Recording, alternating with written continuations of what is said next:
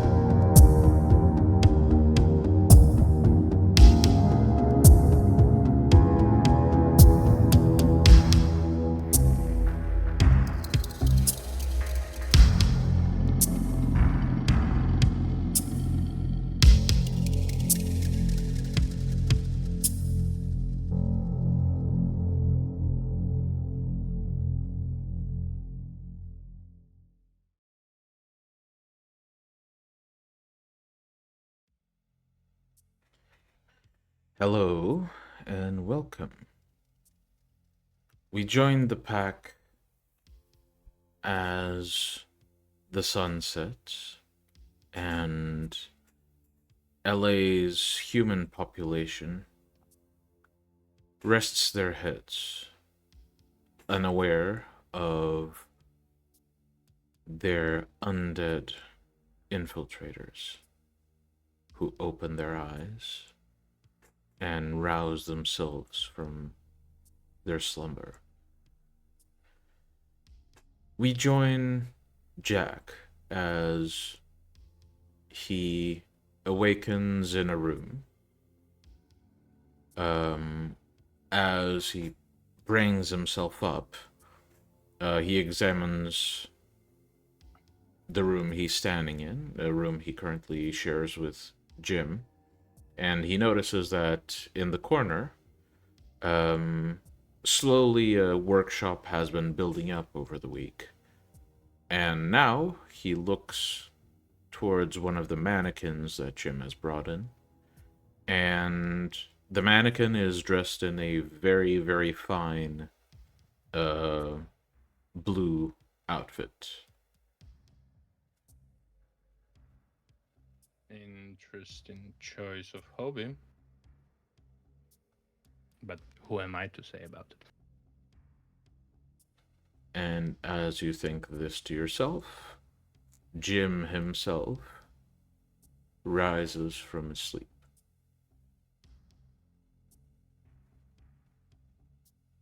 I see.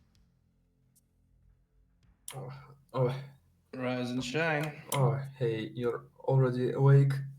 Yeah, been for a minute or so. I see you're looking at my newest work. Yeah, interesting hobby you got. Well, I'd say it's more of a profession. Still working with mortals, I see. Yeah, I have to, well, can't get poor, you know.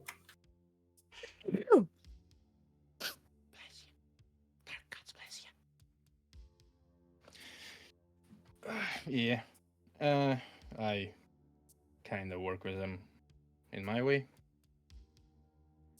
You know, housing market's been a bitch to them, but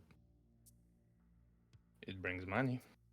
Well, just also have to keep myself occupied, because, you know, you may eventually lose your mind if you will just keep feeding. How long have you been embraced? How long it's been since you're embraced, actually? Uh, don't really remember time in the basement. What do you remember from Mortal Pass? Well, it was well. How could I tell you? Well, basically, do you know the World War II? Yeah. Well, I was born just after it.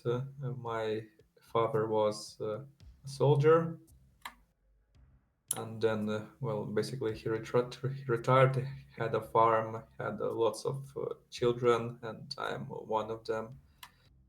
Fuck, I don't even remember how many siblings I have. Well, no, in current time I'm not sure if all of them are alive. Well, I'm Yeah, not. they will be about 70, 80 years, give or take. Exactly.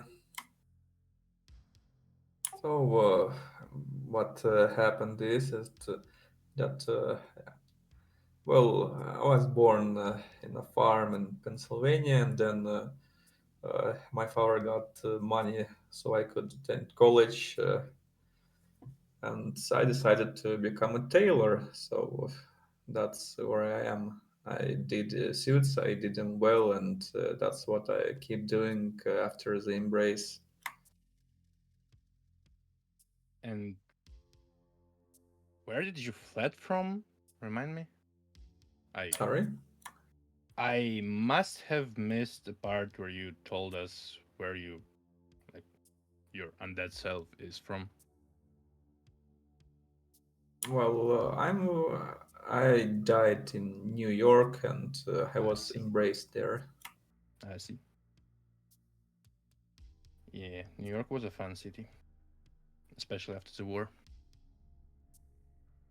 My sire gave me some liberty, but most of the time he took away the money. Most of the time I still had to be punished. So not So our I had business. eventually I had to work in the basement and to sell clothes via proxies.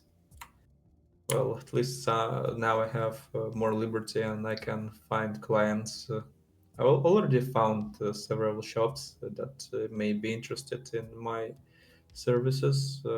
Hopefully, I'll be able to communicate well with them, and we'll have a mutual understanding of what we need, and I'll finally be able to resume my monetary gain. Sure. LA is a city of opportunities, probably. And as Jack says this, um, a sound can be heard in the hallway just outside of your room. Um, and as these footsteps echo, causing the wood under his feet to creak. Larry passes uh, by your door with his wings tucked and sort of hunched so he doesn't hit his head. Hi there. Hello. Hello, Larry. Larry doesn't answer to this. Walks by somewhere to the outside. And as Larry passes, you see behind him, carrying sort of a cardboard box filled with what look like a lot of wires and uh, tech equipment. Oswald, who sort of struggles to lift the box, passes by the room, looks inside, and just with a faint smile, nods and follows Larry.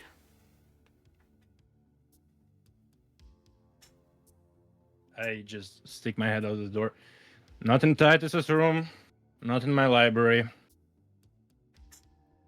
I know not to be disrespectful, Jack.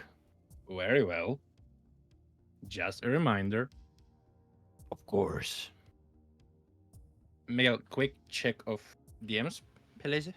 Yes, of course. In the meantime, roleplay at will.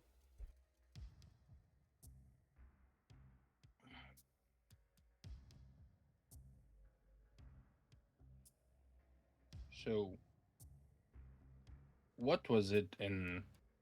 How was it in Tower? Because I was embraced into Sabbat, so not really an experience for me. Not really a lot of experience. I managed to see some other kindred, and well, there are lots of them. I had like general understanding how Camarilla works, but most of the time I was just a grunt who did what was needed to do by my sire. Uh, I know there are like those big shots every clan have. Uh huh. And I remember my sire wanted to become one. Well, not sure if he'll succeed. I do know that some shit happened here in LA, especially it happened in Venture Tower, but that's what all I heard. That was some 20 fucking years ago. Yeah, that was some time ago. Still, it was funny shit. And Um, Jack, as you listen to Jim speak about this, you feel this tingling sensation in the back of your mind, as if a certain someone wants to give you advice that may or may not cost you. I'll just suppress this for a second. Okay? The feeling doesn't go away, but you try your best to ignore it for now.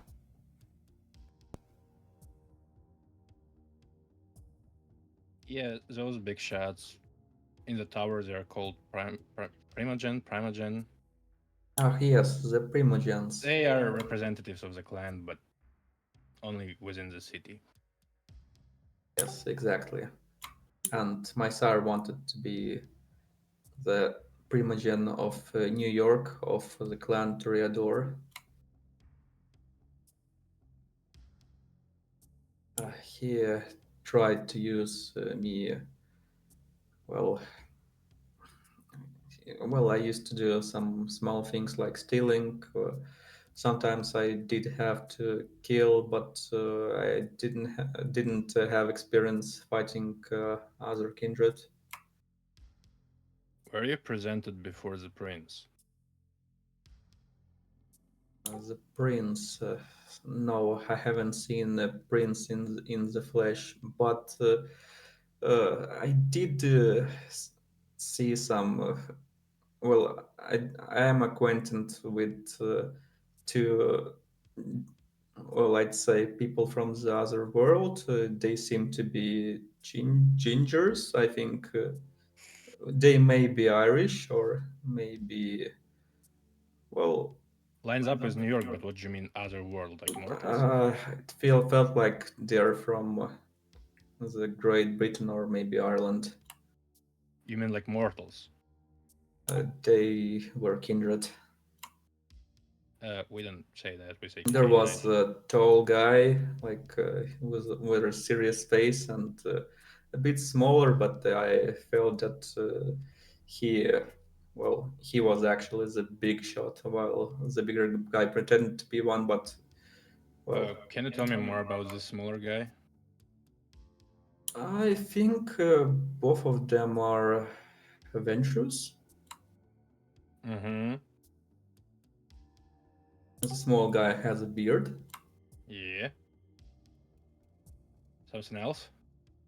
and he was suspiciously nice to everyone. Did he had an eye patch? Ah, Perchance? yes, he had one. Oh fuck! Jake just rushes out of the fucking room. Right. And as you do, you turn the corner, go down the corridor, and reach the stairs that lead into the lobby. To see that Larry is heading out of the building, or at least opening the front door. Oswald Big guy, basically wait for a rushes moment. out and, you know, runs off into the night carrying the box. Larry, wait for a second. Where's Serena? And What? just on cue, up the stairs comes Serena. So Jim has met a person we might know in New York. Well, I'd say that my sire knows them personally. I've just seen them. I think would Jack have taken Jim? Jack just rushed out of his fucking room. Okay, Sorry. cool.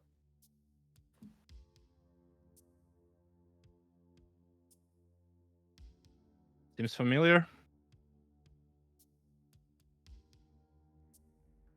What happened to Uh, your face? Are you talking about certain ventures we hate? Oh yes. Oh yes. I see. I'll be right back. Miguel is Where's- losing his ass. Where's Jim? Upstairs. Okay, fine. Serena goes up to find Jim. When she finally sees him. Right. So Jack's been telling me that you've met two Ventrus in the tower. Yes. A shorter one, a blonde guy, and a taller redhead with a beard and a bunch of tattoos. But Well, this and this. kind Hi. of thought both of them looked like redheads, but yeah, the one had an eye patch and he was a pleasant one. Other one was the grumpiest and the taller and With grumpy. tattoos. Yes. I see. And what were they doing there? They were talking And- with my sire very pleasantly. I mean, not they, but the shorter guy. I think his name was Right. Sheen you- something. Keen. Right. I'm gonna need you. How well do you remember that event? Oh, that was some time ago. Okay, right. I'm gonna do something to you now, which is going to trigger that event in your head for you to experience it again. Because I need all the details. Understood? I guess so. We'll try. Okay, so I'm gonna use Psychomemory on him. What was your general emotional state at that Well, time? I was a bit scared of a big guy, but I was also scared of my sire, so I was afraid, I think. Yeah, but you were probably afraid quite a few times, so what other emotional state were you in at the time? Well, I felt kind of compelled to feel inferior. All right, let's try this. So I'd like you to think back on that event. w- Really trying to remember like the way you felt while you were in the presence of your sire and those two people, all right? Um, Try to basically just like dive all the way back into that, right? 1, 2, 3, 4, 5, 6, 7 successes. He is literally going to be reliving the memory. All right, and you want him to act out as he did at the time. I honestly just want him to relive it because I'm going to use telepathy also. All right. Jim, do you attempt to resist telepathy from Serena? No, Jim doesn't. All right. So, Jim, would you care to describe this memory? Yeah, so it starts. It Jim sees that he is materialized in a room, a big one. It's like people are having a feast. It seems to be what's happening. It's actually in New York, so it's one of the banquet halls where lots of Camarillos are assembling, and Jim is following his sire to the table. Then sire walks, and then he is at his table. He tells Jim to sit. Jim sits on the chair where he commands it, and sire also sits on his place, and he waits. Then a person appears. My sire bows. Jim also bows. The person disappears. Then two people appear and sit. So And what? the two people, Serena, you immediately recognize both of them. And the immediate emotion that you pick up on as soon as Kian in particular appears, from Jim, it's not a memory. It's not an emotion tied to the experience he had during this memory. It's an emotion he has tied to the memory of these events. So it's not an emotion he had at the time, it's an emotion he has now regarding what happened. And the emotion is just pure fucking searing hatred. Just between them. However, What? in the memory, Kian and Jim? yes. However, in the memory, as soon as both of these people walk in the room, um, Jim stands up and greets both of them with a handshake. And Kian, in particular, when they shake hands, smiles back at Jim, which is something that Kian is not What? tactful enough to fake in situations like these. Or at least he wasn't when you knew him.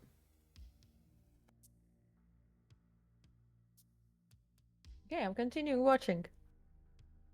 The memory, unfortunately, there is speech between the sires, but it's fuzzy, as if Jim doesn't really recall the details.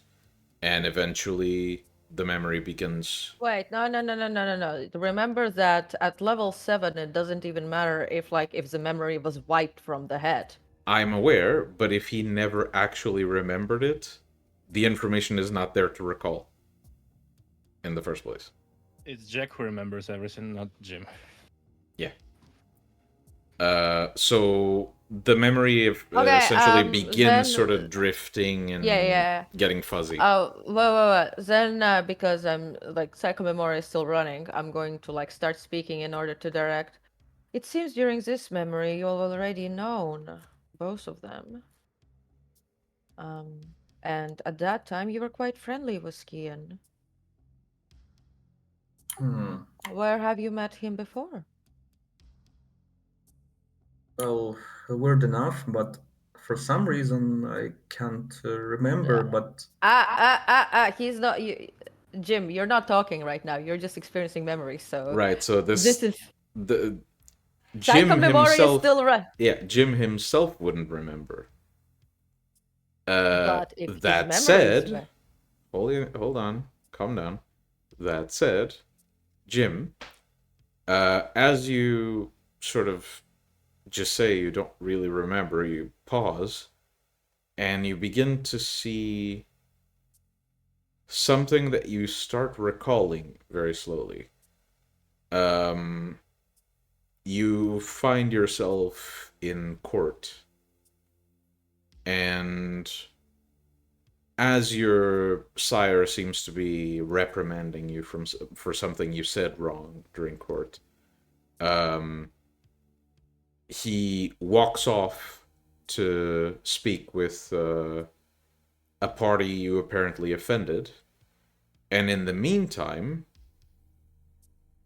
Kian approaches you, introduces himself, and begins very slowly, telling you it's okay. Everyone makes mistakes. You'll get better at this. And sort of being essentially emotional support for you in a time where you didn't really know what you were doing or what you were experiencing. So it seems there's been some tampering, but you and Kian seem to have been friends. He was your emotional support. I'm sure this wasn't the only time that you've met him. Perhaps you weren't even spending so much time in the underground, as you said. I'm basically like pushing psychomemoria. Mm-hmm. Perhaps you've even spent more time with him and his sire. Who knows? Maybe there are some good memories that were there buried. Some secrets. Okay. So when you say good memories, something definitely seems to be picking up. When you say secrets, though, everything gets fuzzier again.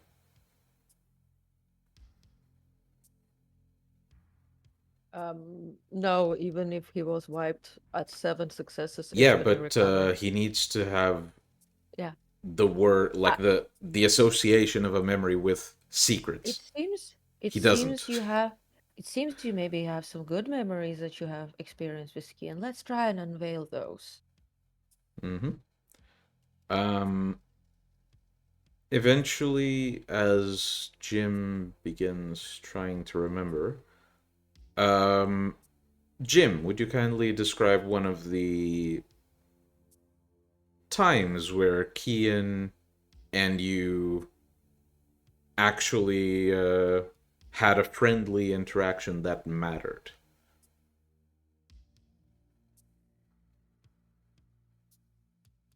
it was time just a bit several days after Embrace. Sire gave me a task to steal a specific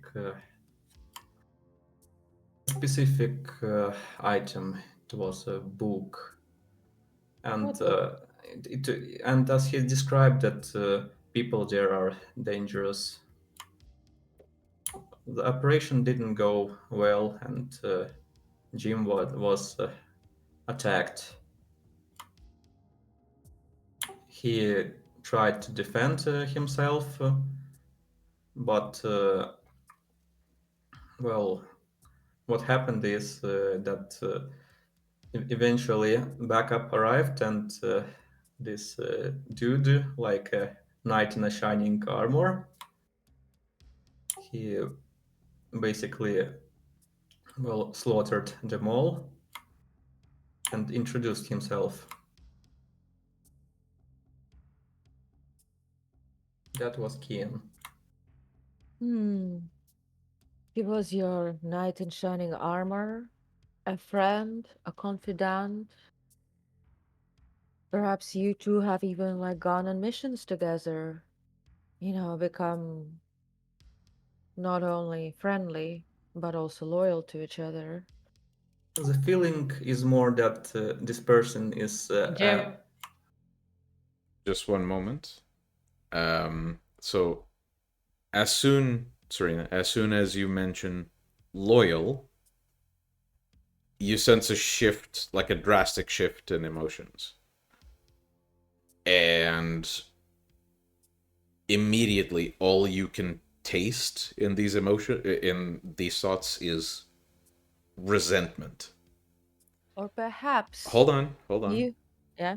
And the memories you see are flashes of Jim running away from groups of vampires that are chasing him. Any mask? And Any mask? no, you from the memory you can tell these are all Camarilla. And then there's this really, really sharp pain that strikes his leg. And as he ducks around the corner and sort of reaches down to check the damage, you see that there is a throwing axe buried in his leg. Oh. He rips the throwing axe out and runs away using the power of celerity. And that's where the memory sort of fades off. It's quite a lot of resentment. Were you betrayed? Was it... Why were you betrayed? It probably hurt quite a lot, didn't it? Maybe you found out something that you weren't supposed to know. About Key and about his sire, the pleasant one. Who tries to make you feel safe, doesn't he? Miguel? Memory magic? You speak, but no memories seem to drudge up other than this one of him running away. Okay, and Jim gets a chance to respond to that because he's not experiencing anything new. So, Jim? Well, I just wanted to leave. Defect. That's all. Jim, but just now I've dug up memories that you didn't even know you had about them. How does that make you feel? Why would your memories be altered and removed? Who did that? Remember the last time you felt... Think about the last time you looked somebody in the eye, and this is to Miguel now. I'm basically memories. Let's try thinking back into a time when you were last looking into somebody's eyes and you knew that they're gonna do something to your mind that you're not gonna be able to undo. So, I need you to roll me, in this case, manipulation and empathy because to trigger these types of memories, you always have to go through emotion with psychomemoria. 1, 2, 3, 4, 5, 6, 7 successes. Okay. Yes, I understand you can bitch slap me with rolls, but the point is, psychomemoria works off of emotions, You can't just say, remember this, and the person will remember it. You have to Yeah, I sort of know, but here you go. 7 successes. Fuck you. calm down, calm down. Just breathe, chill. Um, as you speak this, Jim, you suddenly remember, as if in a bit of a flash, you were speaking with someone. You don't remember who. The face is not familiar to you. That said, Serena, you specifically see something that Jim does not process when you read his mind. Uh-huh. You see Kian as he's speaking to him, just out in the city. They speak, and eventually Kian looks into his eyes and says, "You should defect and run away." And then he What were they- focuses, and it's almost as if the memory gets these ripples, as if Jim is trying to forget this, but you can clearly see through whatever modification was made Plus, in his mind. Psychomemoria breaks it. Breaks it completely? You described it that basically Yeah, in that case, Jim starts remembering this. In that case. basically you described that victim is left with clear memory of events. So even like memories No, clear that memory of the events that they experienced. Jim currently Yes. is not experiencing the memory. He's experiencing a He is. fogged version No. of the memory, No, which you he can is. see. No. He is fully experiencing. He's like, this is like a 7 roll. He's fully reliving let me it. check the description of the discipline. It's been a while since I've written it, so apologies. Might. Where is it?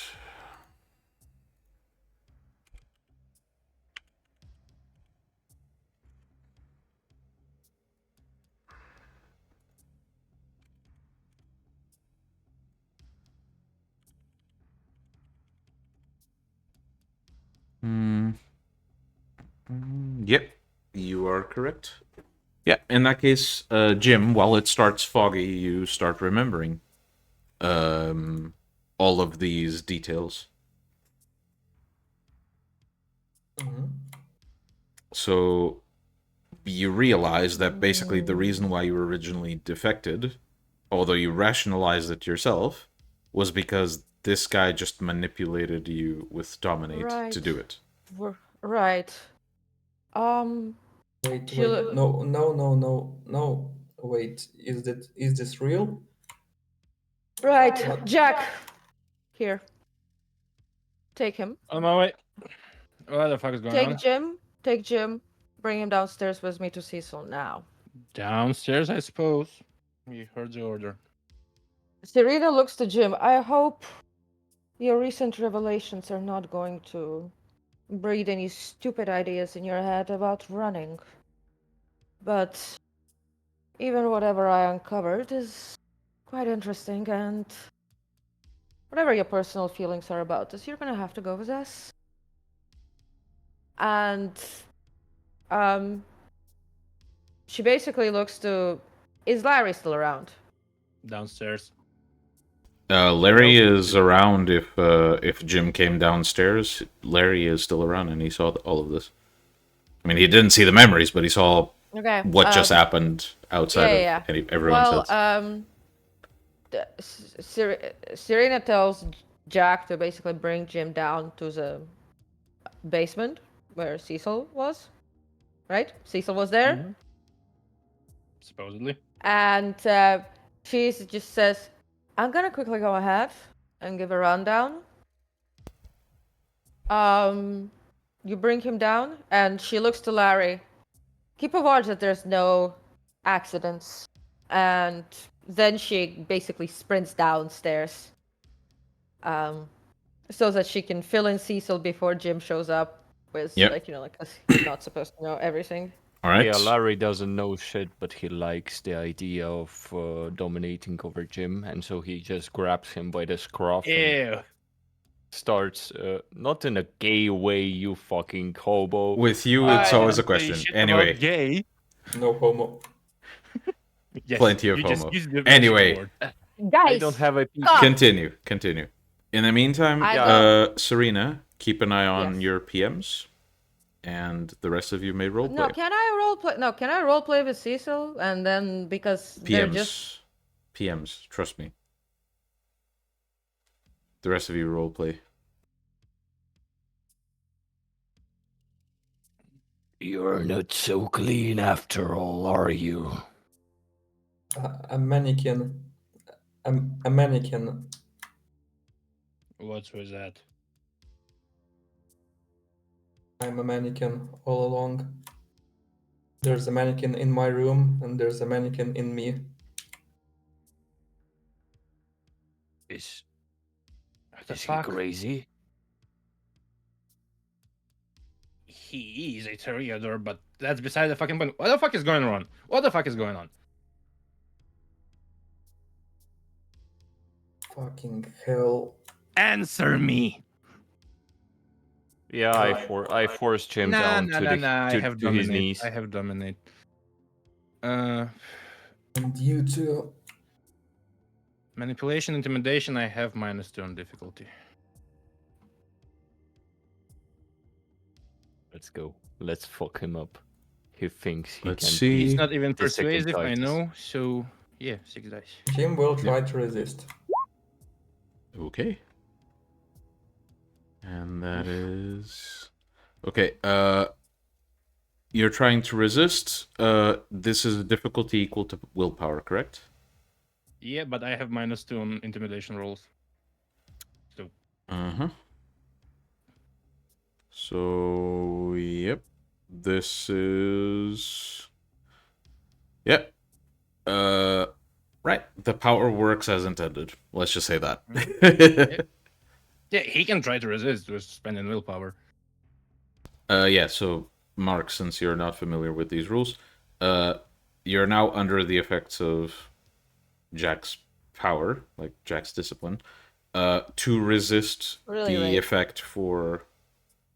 I believe with this power it's permanently, but I'm not entirely sure. You can... it's first dot of dominate. Huh? It's the first dot of dominate. It's not this heavy on the mind. Okay, so yeah, you can basically spend 1 point of willpower and just resist it completely. But... Well, that's what Jim will do because he is currently under revelation that he was dominated at that time and he is not taking this shit now. Okay. At least at this current moment, after knowing what happened. So Jim, you immediately like feel the pressure in the back of your mind to submit, and you try your best to shake it off. And Jack, you use the power.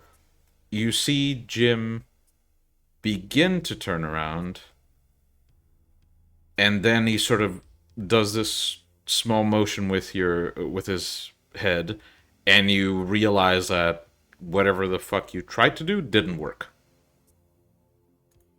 Jim, just fucking answer me. What's going on? Or you won't fucking like it. He dominated me. I won't take that shit from all of you. That fucking bastard. I That swear, fucking bastard, I suppose. if there is a god, I will fucking murder him. Uh-huh. All in due time, buddy. All in due time. First of all, get to be the True Sabbat, okay? Because right now, you are somewhere between my ghoul and me.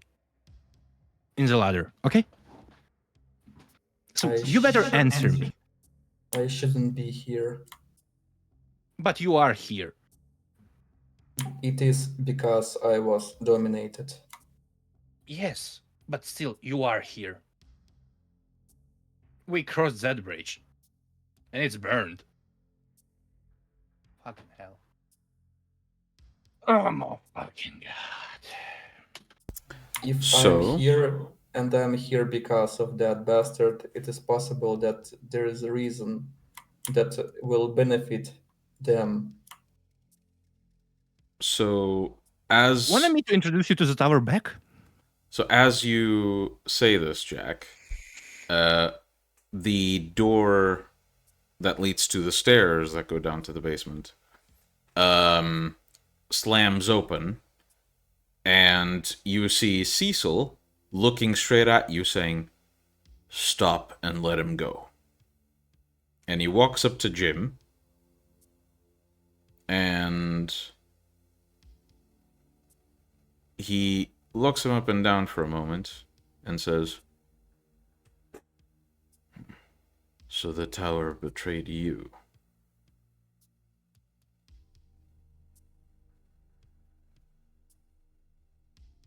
Jim is just confusingly and angrily looking around everyone around him.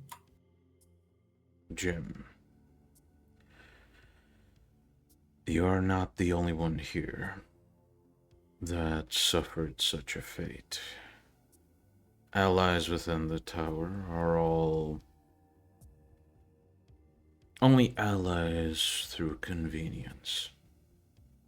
There's no greater mission for them than personal gain. Your pack priest should know this. You're not the only one they fucked over. But at least here, with us, if you're loyal, we don't let you down. Do you understand?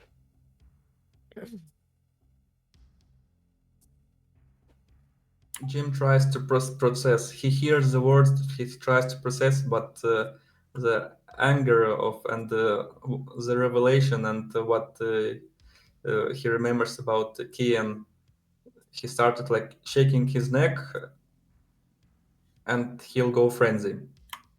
Oh, you're just letting go into a frenzy. Yep. Okay.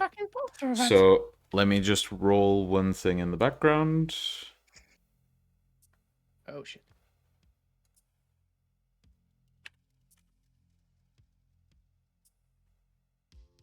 Okay, it's enough. Barely. The fuck is my luck? So as you sort of as these thoughts sort of juggle in your head, and you just let go and swing your fists around trying to hit whatever you can just to try and calm yourself down. Cecil sort of picks up on what's about to happen, and he basically taps both Serena and Jack, pushing them slightly out of the way, and then looks to Larry and says, "Back up and let him feel this." And so Cecil basically makes space for you.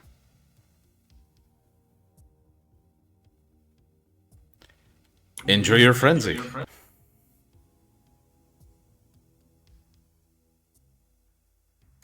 Well, I assume I'm not in control. Well, you can control your character so long as you act according to frenzy. So, given that this is a frenzy born out of just genuine emotion, and the target of your frenzy is not here, this is essentially going to be an emotional outlet. And since the emotion is anger, betrayal, all of that, break shit, basically. Doesn't matter what, it's what's convenient.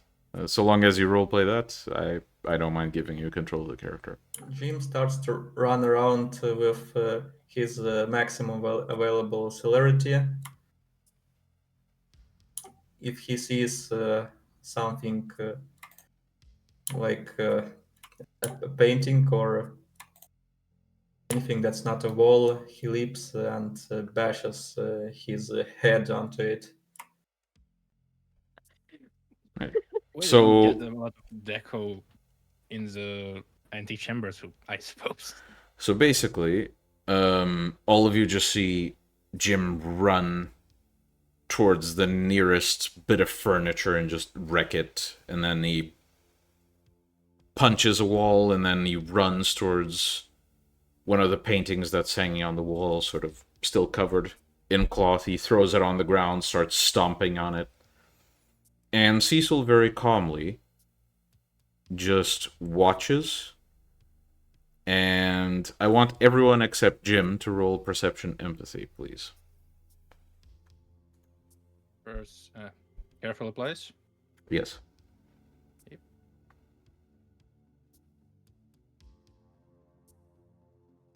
3 successes.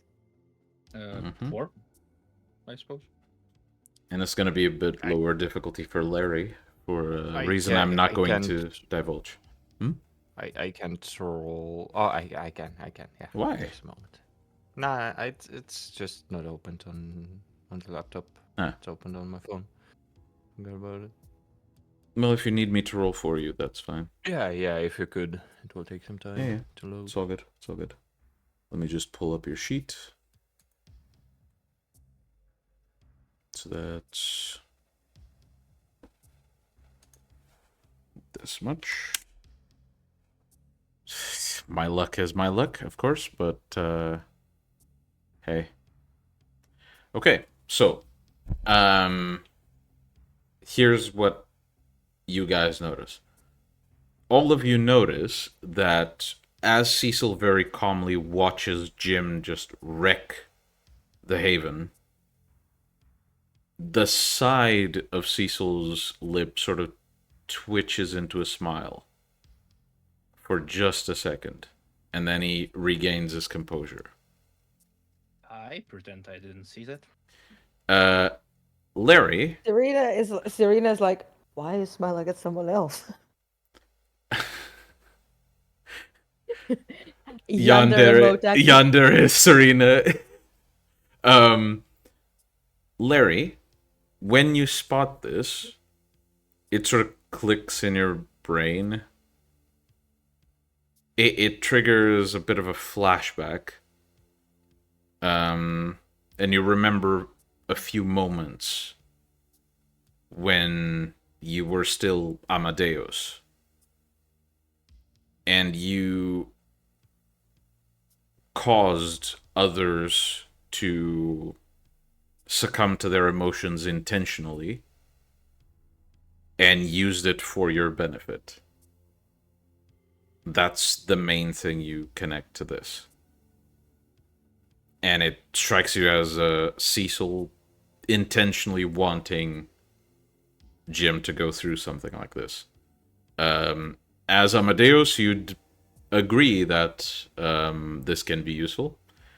As Larry, you feel this twinge of secondhand guilt. Sort of considering, is this actually what we want to do to another person? It's sort of that new personality versus old personality struggle you've been having. And as all of you notice this, Jim, kindly roll me self-control, please.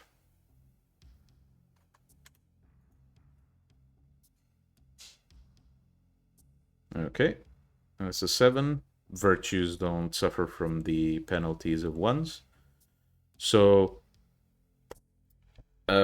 Jim, as you break a few more things, and after you stomp out some more furniture, you just let yourself fall to your knees, and almost instinctively become start huffing for air, as if you just went through a lot of effort, and sort of manage to bring yourself to a calmer and calmer state, and then pull yourself out of this emotional frenzy.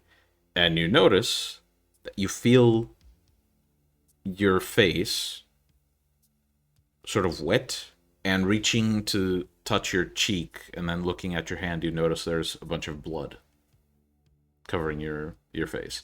Anyone looking at Jim notices that he's crying his fucking eyes out with emotion. Serena walks up to him and gives him a tissue. Like, not a tissue, it's like a handkerchief.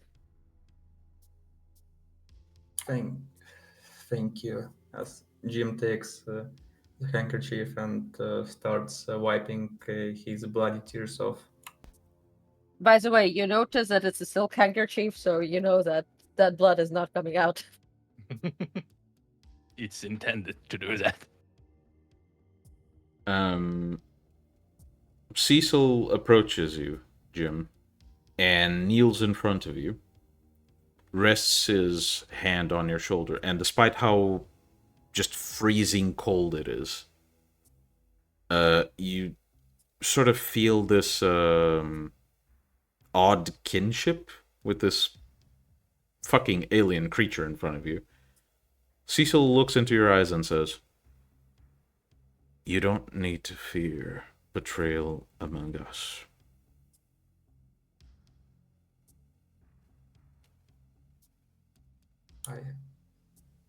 I understand. I'll do anything. I'll try. I'll do my best. I'll do anything, but please promise me you'll be able to make me look at this guy's face. Kian, I want him to suffer. I want to witness it. It may not be by my hand, but I want to witness and enjoy all of it. Cecil sort of tilts his head and gives himself a little chuckle and then says, "Oh, I'll be sure to preserve his skull as a keepsake for you." Thank you. We could make a colonial. We could make a colonial out of him on the wall. Cecil stands up and turns to walk towards the basement, while saying, "Tend to your brother. I'm going to consider his trial. Meet me in about 30 minutes in the main hall." And he walks off to the basement, leaving all of you alone. My Jim, you're doing quite the progress. Serena kneels next to him. You know, I was once in a Camarilla. I was a prince. Well, needless to say, I became a prince after I defected. But Kian was a thorn in my ass. So, you and me both. I got a big bone to pick with that bonehead. Good. Well, I don't have quite a history, but I give it Serena, like, can I? Serena basically gives you like, you know, like this cold gaze, like, not really. He threatened near and dear to my heart.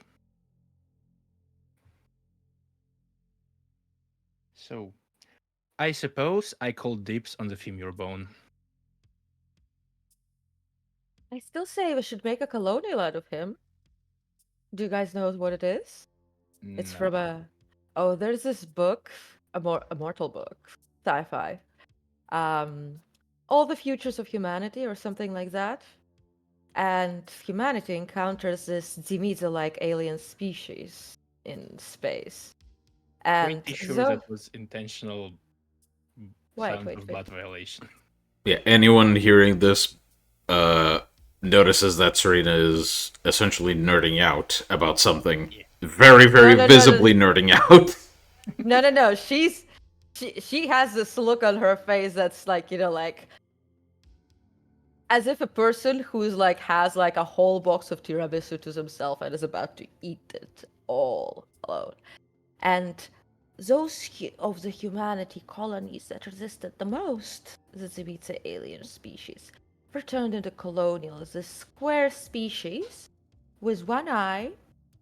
Each human was a square of flesh with one eye, one mouth, which also had an appendage coming out, and they were all on a planet, like surrounding it, like just this like network.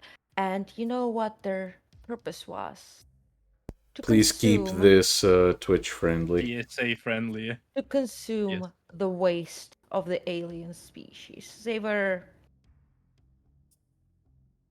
Intelligence score. toilets. Yes. We could make a Still, colonial out of him. don't see any need for a femur bone. No, absolutely not. It's high time for me to get a nice cane.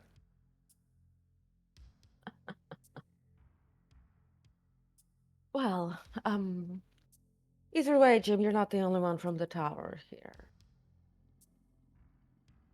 Only I stayed with the tower after I defected and served the Sabbat.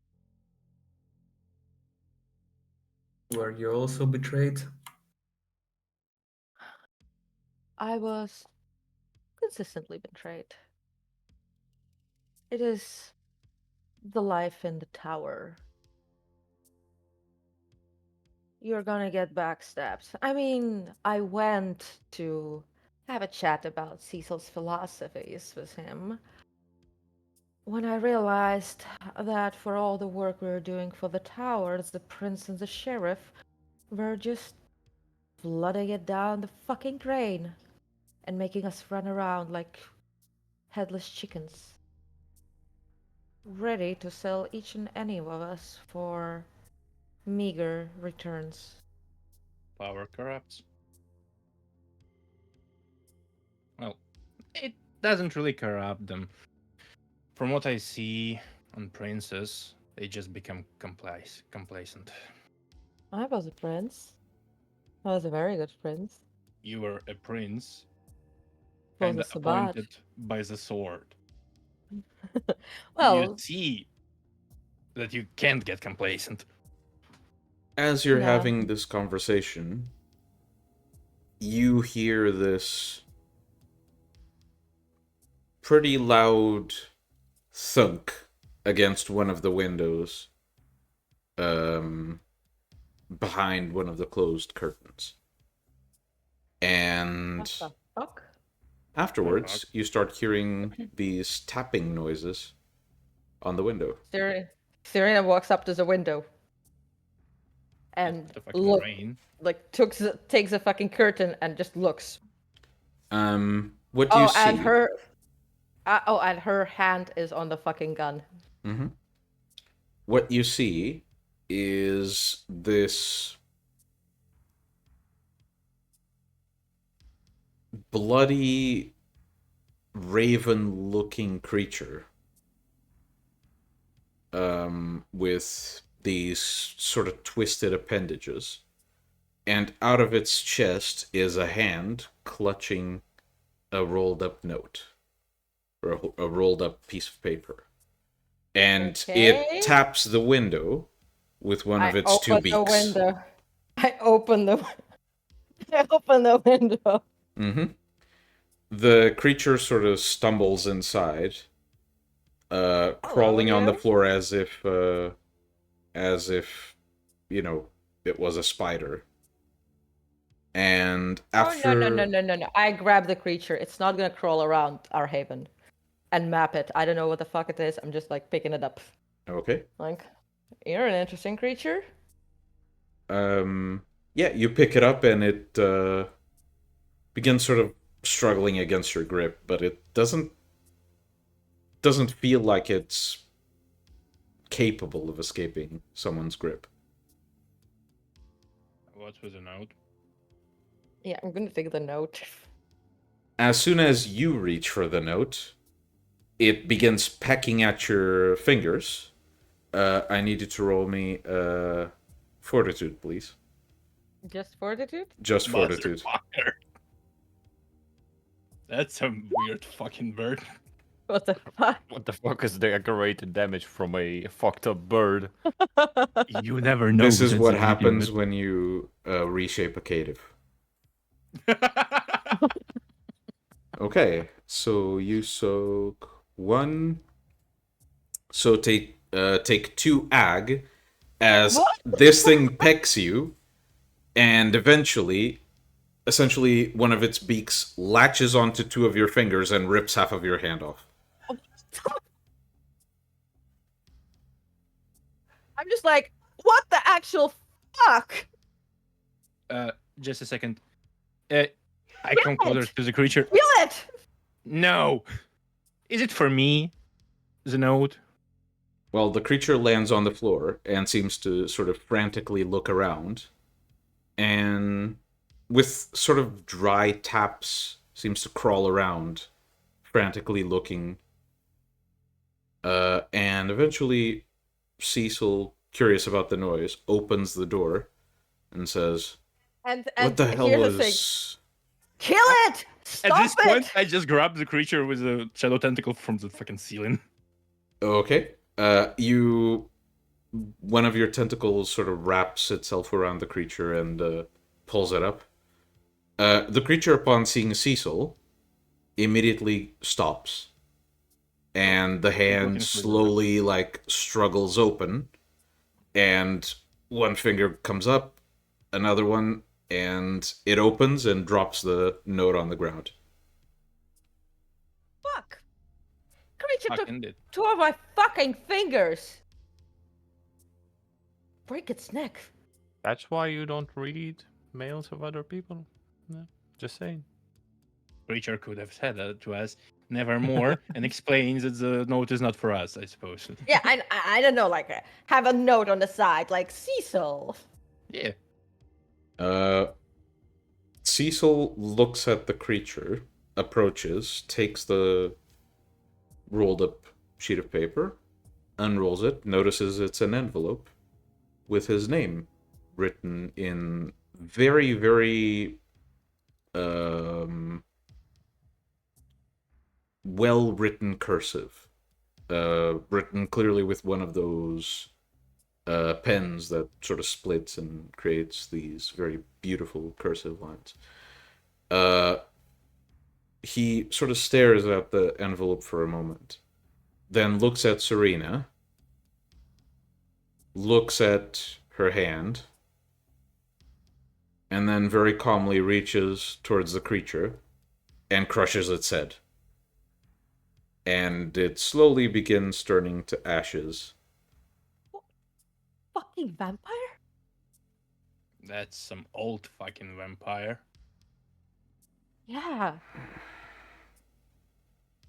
Tells us something about who made it. Yeah. Cecil flicks one of his fingers, and you see sort of a scalpel-like blade come out of it. He opens the letter, takes the sheet of paper from within, and as he unfolds it, a metal item falls on the ground. He looks to it, and it seems to be a coin. He then opens the letter and begins reading. And as his eyes sort of trace the letter, his expression changes slightly. Perception, empathy. Yeah, anyone who wants to try and glean some of what he's feeling. 7, 8, 9. Yeah. 9 successes. 9! I suppose careful applies. Yeah, in this case, yeah. What do I get? Yeah, 1 success. Okay, so Jack, you start noticing that, By the way, Larry and Jim, do you guys want to roll, or do you want to leave it for... Nah, I will listen in on what you say. Make marks for Same. myself as a player. Okay. Larry doesn't fucking care. Well, Jack, you basically notice an emotion you've rarely seen on Cecil's face. He looks afraid. Oh shit. Serena, then- with 9 successes, not only do you realize he's afraid, he is deathly afraid. So much so that he's hiding most of it. You can tell he's hiding most of it, and he still looks fucking terrified. Something the matter? I turn my attention to the coin and just scan it for magic, like mortal magic. Mm-hmm. Well, as you turn your attention to the coin, Cecil very slowly folds the letter and seems to hold it with both hands, processing the information. His gaze turns to the creature sort of dissolving into ashes onto the floor. Still in the shadow tentacle. Yeah. And then looks at the sheet of paper. And then says, I need to think for a moment. He reaches down, picks up the coin. Jack, you sense no real magic on it. Mhm. And turns around and sort of slowly makes his way towards the basement with this uncharacteristically shocked walk. Right. I need to go and see. I should have like somebody downstairs whose fingers I can appropriate for now. You guys prepare, Jim. You also prepare for your trials. I'm going to go and find myself new fingers. Okay. Yeah, my tentacles just throws the rest of the creature into the window. Yep. But still stays on the ceiling. Jim, Yeah. As the creature is thrown, it hits the window, splatters into a bunch of ashes, and only a few no. remnants the of open bones. window. The open Oh, okay, window. okay. Amalia open. Serena Yeah, open. well, as it flies out, you just see a few remnants of bones remaining, leaving a trail of ashes behind. Yeah, Jim, remember I was talking about shadows as my specialty? Let's call it that. Meet one. Yeah, I already witnessed it. Quite unique ability. I guess you can summon not one, but more of them. More. Way more. Wanna shake its hand? I think I'll pass at least this time. Larry? It's still kind of part of my conscience, so don't be afraid.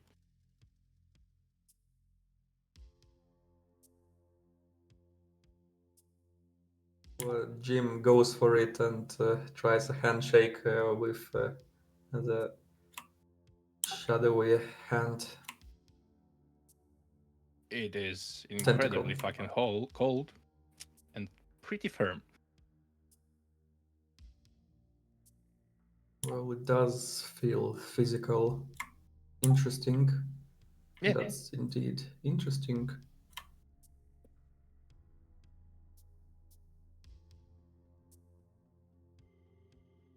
I don't think that curiosity ends on it. I'll be quite frank. I'll try to remember what's kind of the way Sabbat deals with initiation into True Sabbat, because obviously didn't go through it. Okay, well, Well, you can, hold on. You can, roll a quick int, let's say... Etiquette? Yeah, int Oh. etiquette. It's quite low difficulty because this isn't like something super rare. Everyone goes through this to some degree. You went through this. Everyone in the Sabbat has gone through this. Everyone who Or- is Truth. Or True at Sabbat. least maybe 5 successes. Yep. Yeah, that's 5 successes. So you basically you remember that the initiation, every shovelhead, every Sabbat initiate goes through. It tends to vary, but it usually entails a demonstration of loyalty. It can be some personal sacrifice. It can be a mission that they undertake to benefit the Sabbat. It can be just a demonstration of the beast within. In some packs, it can be like sort of a hazing ritual where they, uh, you know, Just whoop you, you. you for example, like some Sabbat packs entirely made up of Bruja may initiate shovelheads into True Sabbat by beating them mercilessly until they are torpid, and then binding them to the entire pack by waking them up with their own blood. Stuff like that. It varies wildly, but there's always some trial of initiation that requires the individual to uh, in a sense, either prove they are actual True Sabbat or be reborn as True Sabbat. That's the general logic. Yep.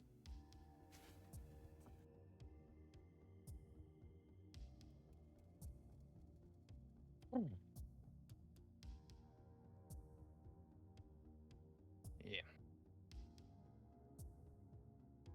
Do you feel like becoming True Sabbat? Or afraid? Whatever awaits me, I'm ready for it.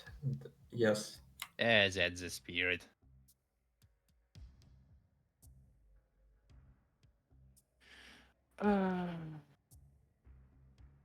Larry, by the way, I've got you something. Stay here with my heavy hand and with Jim, okay?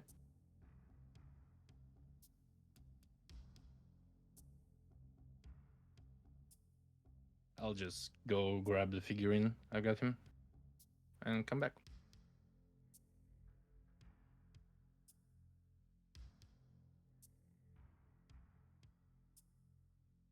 Alex? Yes, I'm Yeah. here. Jack brings to Describe your Larry shit. essentially this big stone carved figurine of a raven. Oh. Just in Is case it like you're perched or is it flying with wings spread? I'd say perched. Larry will gently take it. Just in case your feathery body is gonna leave you for a moment. Well, thank you. Ah, you're welcome. It's nice. And he's sort of holding it in one hand, pets it with a finger.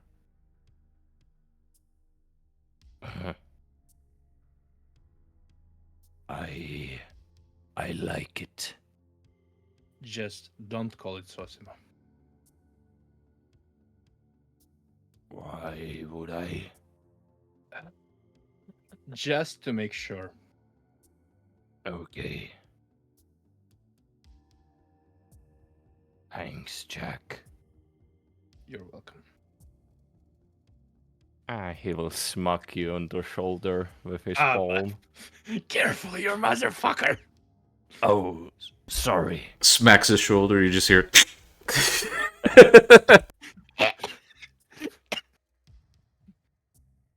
The neck is no stuck in this position. Nah. Yeah. We went to the auction with Jim and Abel decided to get you something because you couldn't attend. Oh, is it from Abel? No, it's actually from me. I'm confused. So we went to the auction. I bought something for myself. Abel bought something for himself. Jim, same story. And since you couldn't attend, decided to grab you this figurine. Oh, thank you. You're welcome. What?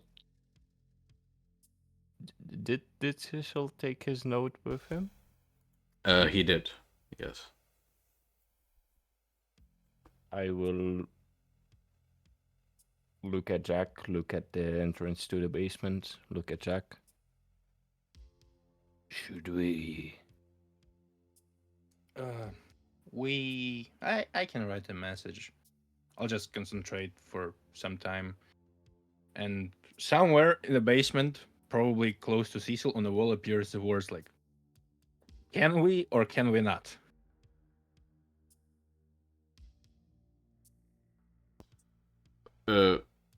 Repeat, please. Yeah, I just use my message ritual to ask Cecil, like, should we or should we not? Well, the ritual allows you to send a message to someone. It doesn't allow Yeah. them to send a message back, especially Yes. if they're not La Sombra. Yeah, but he knows it's me. Yeah. So We you just send the hear a message. scream from the basement. Excuse me, He can DMs just yell first. back. He can just yell DMs back. first. DMs first. Sure. One moment. Well, you send the message. For now, that's all you know. Continue roleplaying because I am handling stuff in the background. Judging by the absence of answer, either message on the phone or yelling me. Yeah, basically he left me on red. So He doesn't have 50-50 other chance. options. 50-50, I wouldn't just take your chances. Like, you're made of stone, I'm not. He can pretty much do whatever he wants with his beautiful, gorgeous body. Did you heal, by the way? You look much more healthy. Some damage is yet to be healed. Oh, that's why you're walking funny. Ha, ha, ha. No, I was still shot by a fucking shotgun. Loaded with a fucking magnesium. You know how painful it is? I imagine. Yes. Speaking of damages, like, your hands are normal back? Yep. Nice. Yeah, your cane is a tough nut. What We'll ask about it, by Serena. the way? Look, I'm no master of Cainite magic. I know a bit about it because Tremere are always fucking present. But there's a mortal magic, or maybe fey magic, maybe even lupine magic if they do such stuff. Mortal magic? Yeah. There are mages around. What? My man, you're walking gargoyle. You expect magic to not exist? Well, You see, I control shadows. You are walking gargoyle. How do you expect magic to not exist? fair point. Go on. Yeah, so I can sense if something living, like Fey or Mage or probably Werewolf, used magic on an object or on a place, and I can sense that your cane is enchanted by more just than, let's say, Cainite magic. Maybe even ghost magic. It also exists. Why? Okay. Serena That's returns. besides the fucking point. The door to the basement opens. Serena walks out, closes behind, and you see that she has 2 new fingers on her hand instead of the ones that she lost. They seem to Are be they of a very different skin color too, and sort of rapidly fused to her hand. The damage doesn't seem to be gone though. It's just a fixer-upper And- sort of. Yeah, and you can see that she's also pulling on like gloves. I thought we were going for inclusivity. I'm not walking outside looking like a masquerade breach. Sure, sure. Not breaking the silence of blood, right? Yeah. Right. Cecil needs to prepare certain things for our upcoming trip. Trip. What Yes. was in this note? Larry. News If of a trip. if he wants to tell you, he will tell you. Do we get to know where he trips? We will eventually. But That's all we need to know. But what we need to do is go and initiate Jim. Now, Jim, you've had already plenty of Camarilla experience, which prepares you for backstabbing, plots, and missions, and so on. So we're good on that. And I've seen your, let's just say, fashion experiments. Go on. So I think that I do have an idea of a rebirth into True Sabbat that we can make. Now, we're going to Jack, Larry. All four of us are going to go now and bring back. All three of you go. Well, no, we'll go all four of us. We'll bring back with us 4 mortals. Jim is going to undergo a rebirth in the most Sabbat way one can experience it. By digging himself up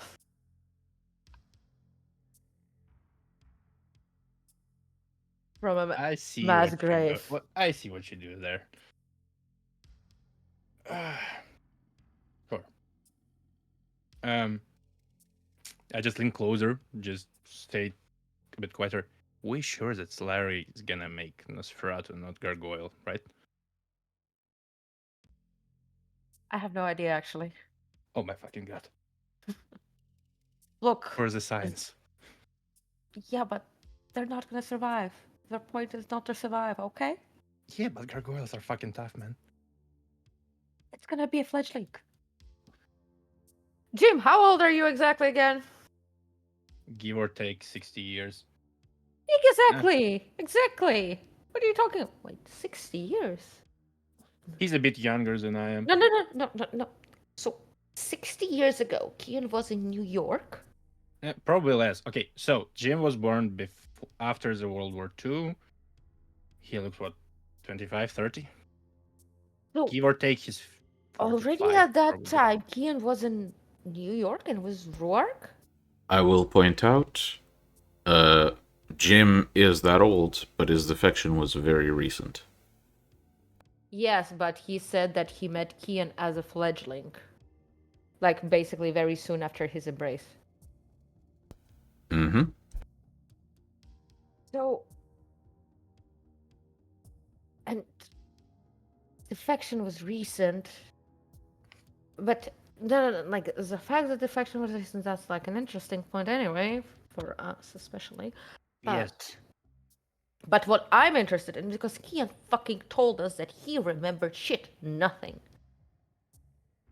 You expect a Venture to not tell lies. No, I Please. don't. But that paints everything in a completely different thing, does it? Anyway, right. We're going mortal hunting. Yep. So remember where we did the fire thing? The place? Yep.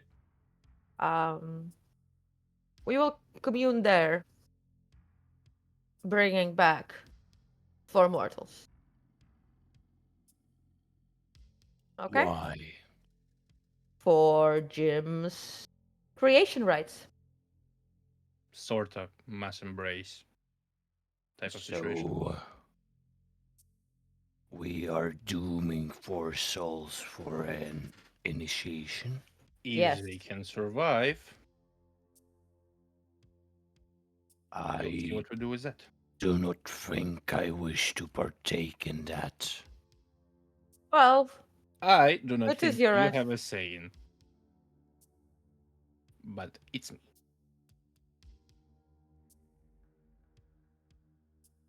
you are True Sabbat, and you don't have to embrace anyone, but that just means Jim is going to bring 2 mortals.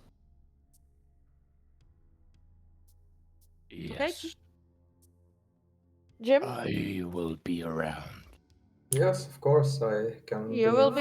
if you I need. expect. Larry, I expect you to be present. Even if you're not embracing, Of course. I expect you to be present. Technically, I expect you to bring a mortal too, so that, you know, you can bring whoever you think is Not an needed asshole, for anymore. example. Um, Jim can handle 2. I suppose that's fair enough. But don't forget, others in my position might not be as forgiving. I do, though, believe in the Code of Milan's rule that we're all free to practice our personal philosophies as long as it does not set the mission of the sword in danger, right? Well, it seems that I was lucky with a back priest. You are. Right then. Off we go. Jack, you go with Jim? Um, or shall we grab the van, my van, and go all together? We can do that too. Let's do that. Let's Just grab some fucking gang. yes. Right, and Larry, as Larry, since you don't wish to participate in the human hunting, you can grab the shovel and start digging a grave in where we had the fire. Of course. right, and as we see our packmates here organizing Jim's creation rites, we shall kill take a him, we very, bury him. very, very short break and be back soon with the continuation of tonight's episode. See you around. See you soon.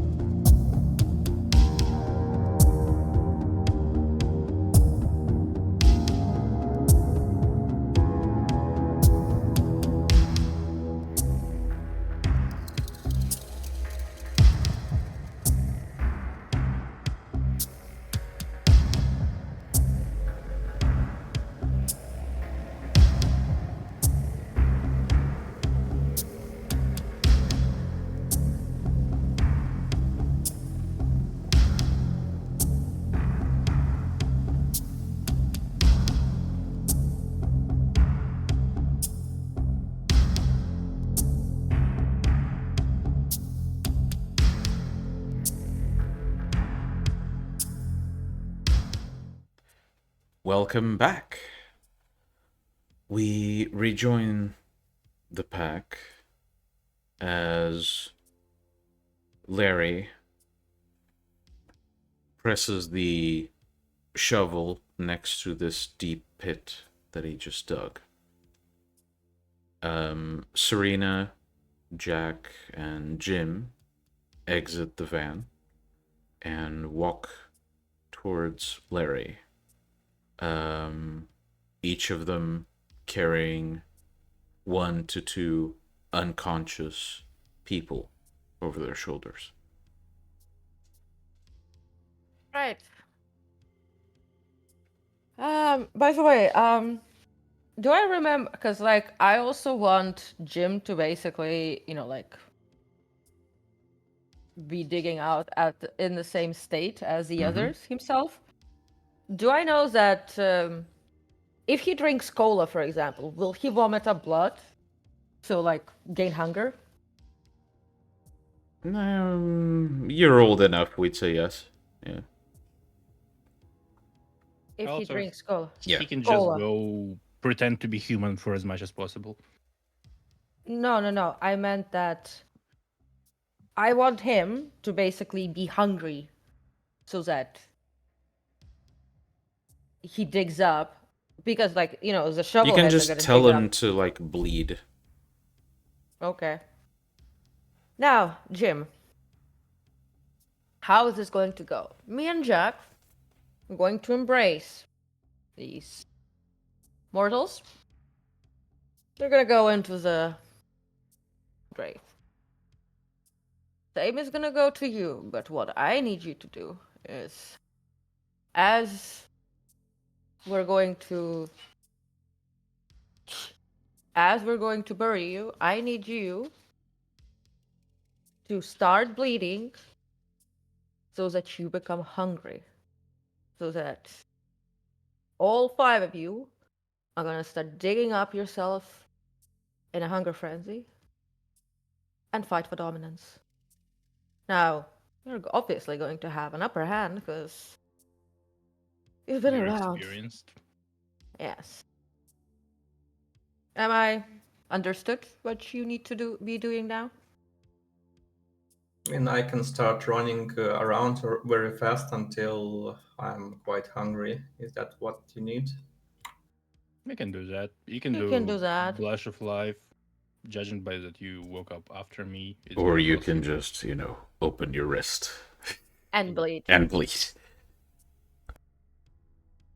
Either way, if you're gonna open your wrist and bleed, you can get into the grave and we're gonna pile up the bodies and bury you. Your job is to dig yourself through all of these shovel heads and come out at the top. The only one.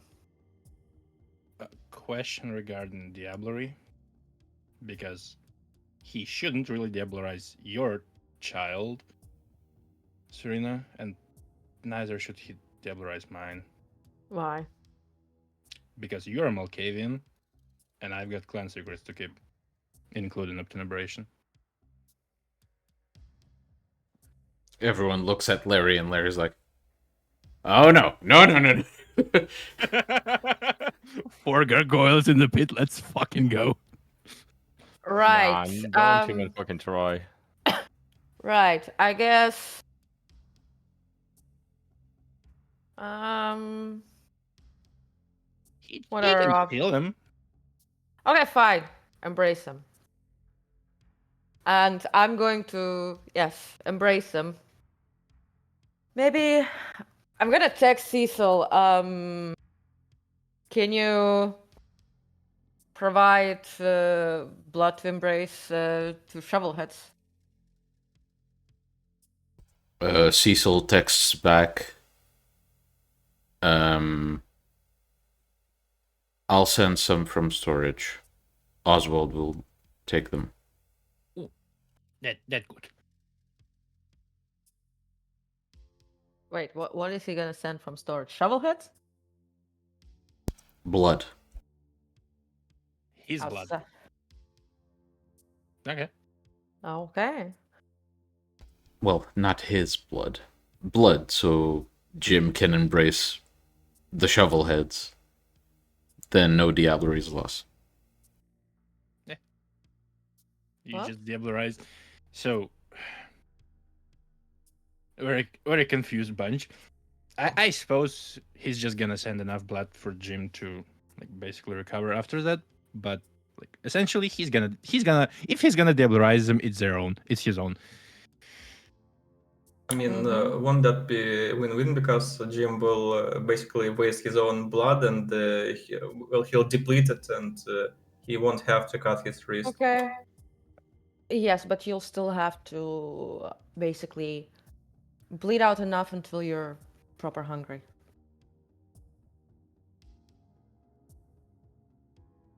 That works. Right.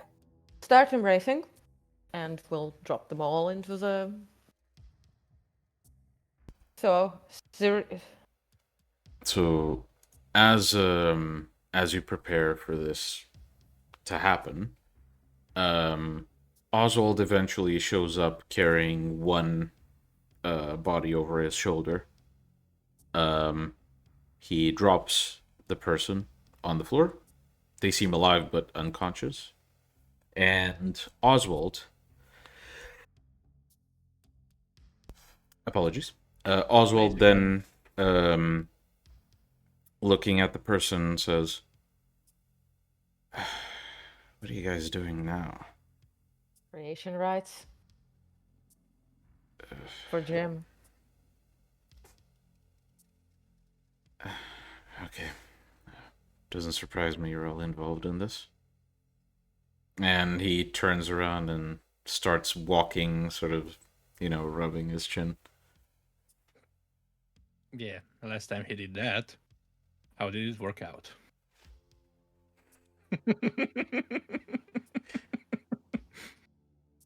Like, I mean, that's a bit like hypocritical because considering all the amount of drama that Nosferatu consistently have been stirring up, They are angsty. and how much like it causes. Okay, so basically, Serena hands to Jim the mortals one by one to embrace. And after he's done with them, she tells him to continue bleeding himself dry until he's almost empty. So 1 blood point.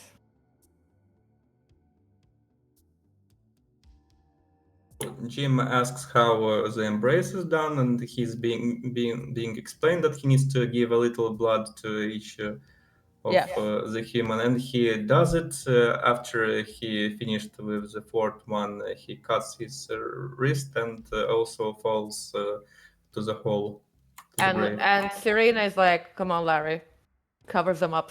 Yeah, this is something that actually catches your attention. Despite, having been embraced, Jim has, prior to this point, he had no idea how to embrace someone. Ooh. Because the tower doesn't teach that. Oh my. In a way. Wait. until Really? you're old enough to actually do it, potential they size, don't yeah. teach you. You just and then boom, you're golden. You have your own shovelhead. And once basically Larry has finished covering the manhole with the 5 bodies, Serena's gonna like cut her own wrists. Well, not even cut. She just like runs a finger over her wrist, splitting the like the skin, and just stands and bleeds out blood. Do you pinch the wound close like in Dracula series? I can just fuse it shut. Hello. Yeah, but that's more stylish. No, and she just extends her hand and starts bleeding onto the ground. Okay, so Jim, basically you get completely covered in dirt. Everything is pitch black. It's almost like time stops for you. And you all you can really think about in sort of this this quiet, empty place where you're sort of stuck with your own thoughts, all you can think about is how thirsty you're currently feeling. How much you just want to feed. It's all you can think about. And at some point, you feel this sort of moisture build up in front of you. And as soon as you feel it, you catch its scent. And something clicks in your mind. And you immediately enter a hunger frenzy. You force the dirt away from you. You start digging your way up. And it's disorienting. You don't know which way is up or down, but almost as if by instinct, you push yourself up through the dirt. And the rest of you basically see a few hands pushing out through the dirt. You see the shovel heads popping up, and then you see Jim. First you see one of his hands with the sleeve of the very, very high quality suit now caked in dirt. The hand lands and pushes Jim's body out of the ground. And Jim, all you really remember from the next few moments is bloodshed, violence, pain that you feel at some point, the taste of blood.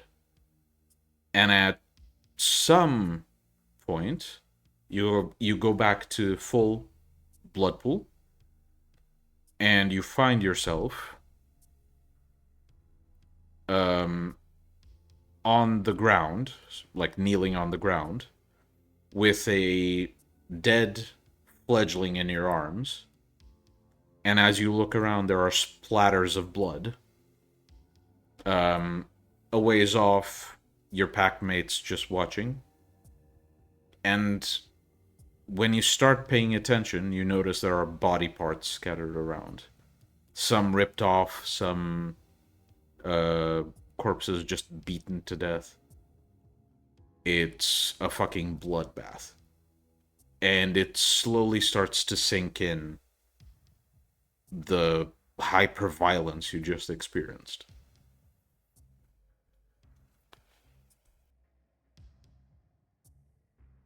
Oh, damn, I feel so good. You do. But needless to say, do not let this feeling of feeling excellent after drinking Cainite blood become too much. Addiction to diablerie is a bitch. But as you can see, even moments away from being exsanguinated, your beast is there always to defend you because, well, what is a beast but our human instincts, which all humans have because they're also animals just like the rest? They're just instincts on steroids. Some of us Mm. just pretend not to be the animal, and some just pretend to be a human. You have risen from the grave and your return to your own mind, showing resilience, showing strength, and thus we welcome you as True Sabbat into our pack. The pack will be teaching you about the Code of Milan and many other things that will be useful for you, and if you have any questions, I am the person with whom you can discuss those questions about philosophy, ethics, etc. Despite the fact that I'm on a Cainite philosophy path. I am not a vulgar fledgling who has been taught only how to live by the animal instincts. I look at it from a agnostic philosophical perspective. We are not human, and that is something that we don't pretend to be. Even those of us who follow ethics and moralities of humanity still. Because our mission is quite simple. Our mission is to stop the end of the world. To defeat those that serve the ancients that would rise up and devour us. Like you rose from this grave, hungry for blood, and devoured those around us. Now imagine the eternal hunger that the ancients, who are tens of thousands of years old, that they would feel when they rise from torpor. How many of us they would devour just to sate their hunger long enough to go back to sleep. That is what the swords stand against. The rule of the elders, their willingness to devour us just to sate their material and physical desires. That is a truth that I had seen in visions while I was still in Camarilla. Like I joked, it's a public service, really, that few appreciate. Not the Anarchs, not the Camarilla. Well, neither would actually the humans, despite the fact that an antediluvian awakening would be the end for them too. Nice, Jim, for today. You have become part of the brothers and sisters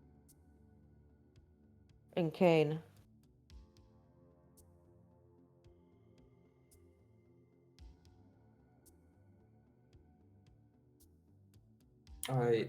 I shall do my best for the sword.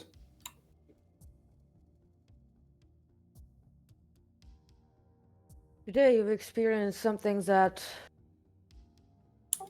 many who join the Sword as Shock Troop experience on their first night. Those who survive become false Sabbat until they can pass creation rites.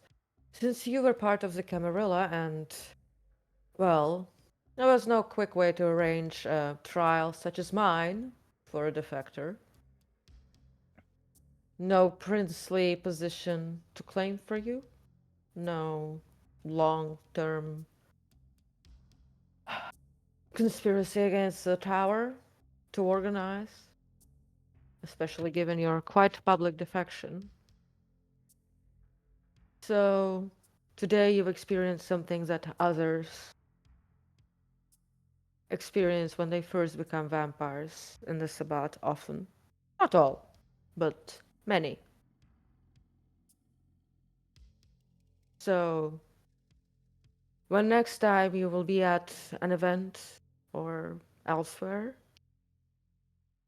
remember that you have something relatable to them as well. That tonight you experience something that brings you closer to other brothers and sisters in Cain.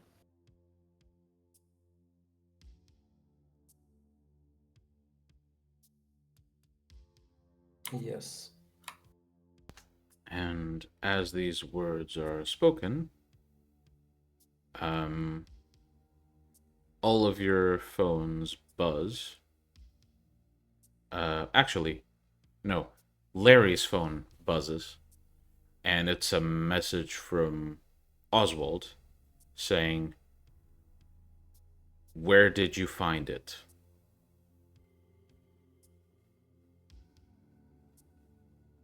I'll answer with a question mark. Oswald sends you a picture of his hand holding the cane.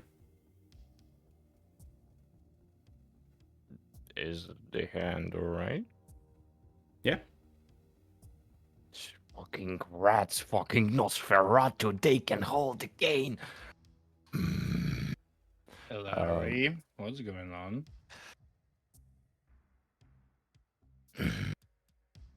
I'll answer the. Jack, what is the name of the guy? The Dimo. What's going on?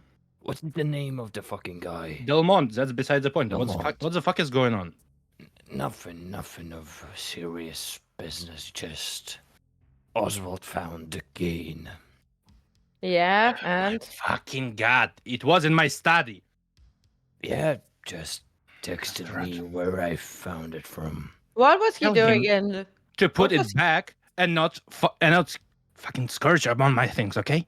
We're going back. I am sorry. I will teach him a lesson. No, you will just tell him.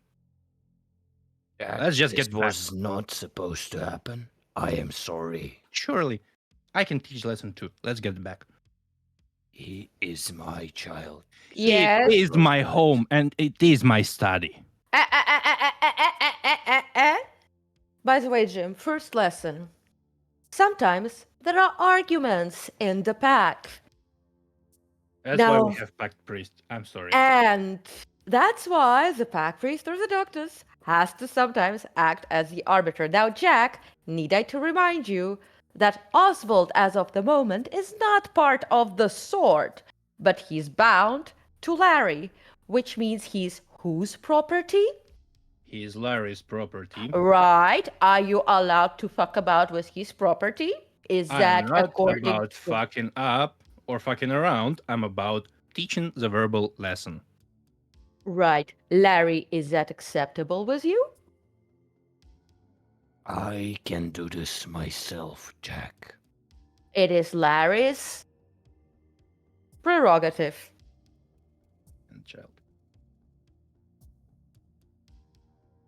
Got it?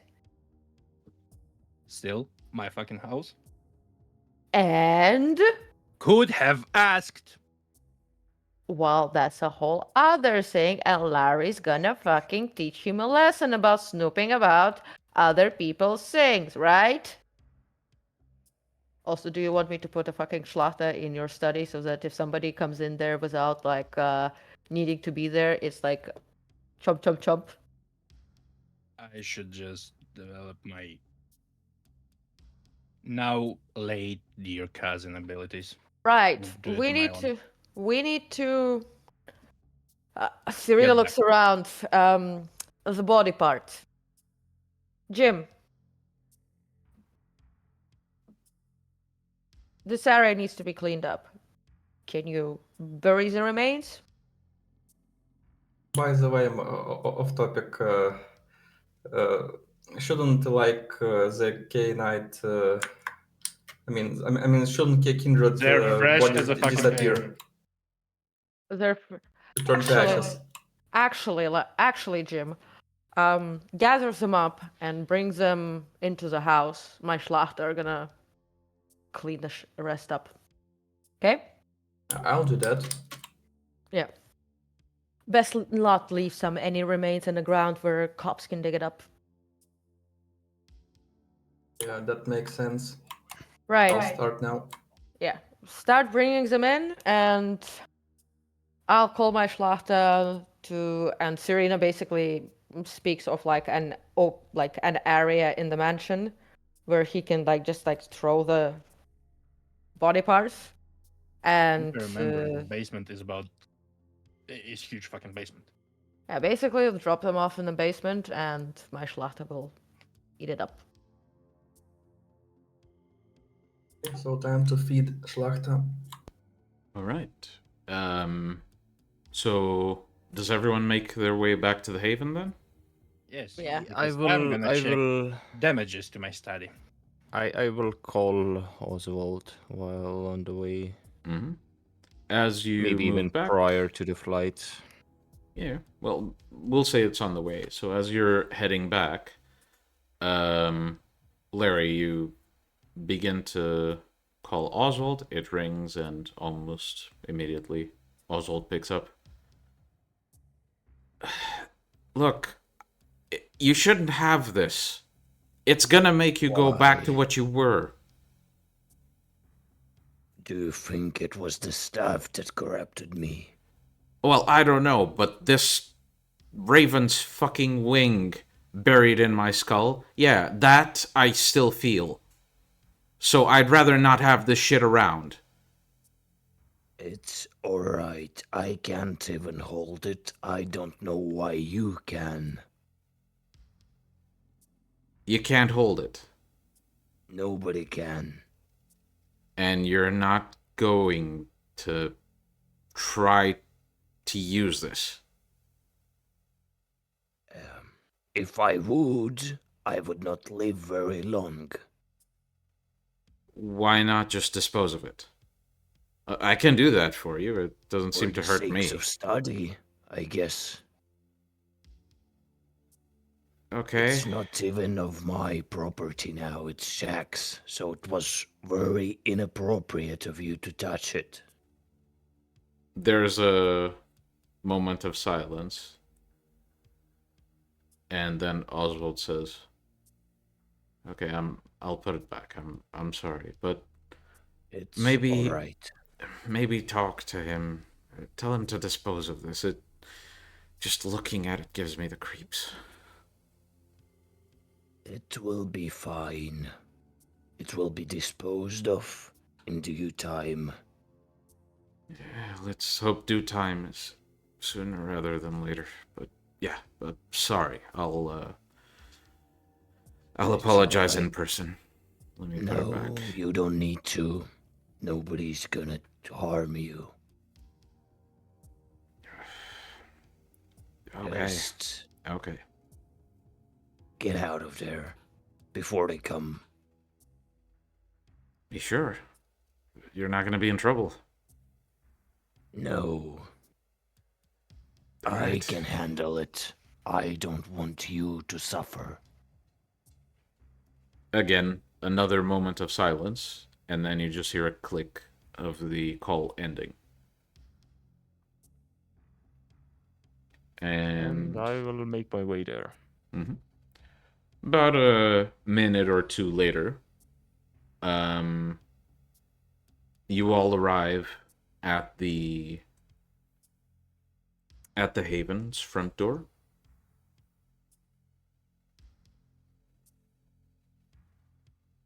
Is Oswald there? Not at the front of the Haven, but you're not inside yet. Yeah, I'm gonna go to my study and check what the fuck he might have took as well. Okay, well, you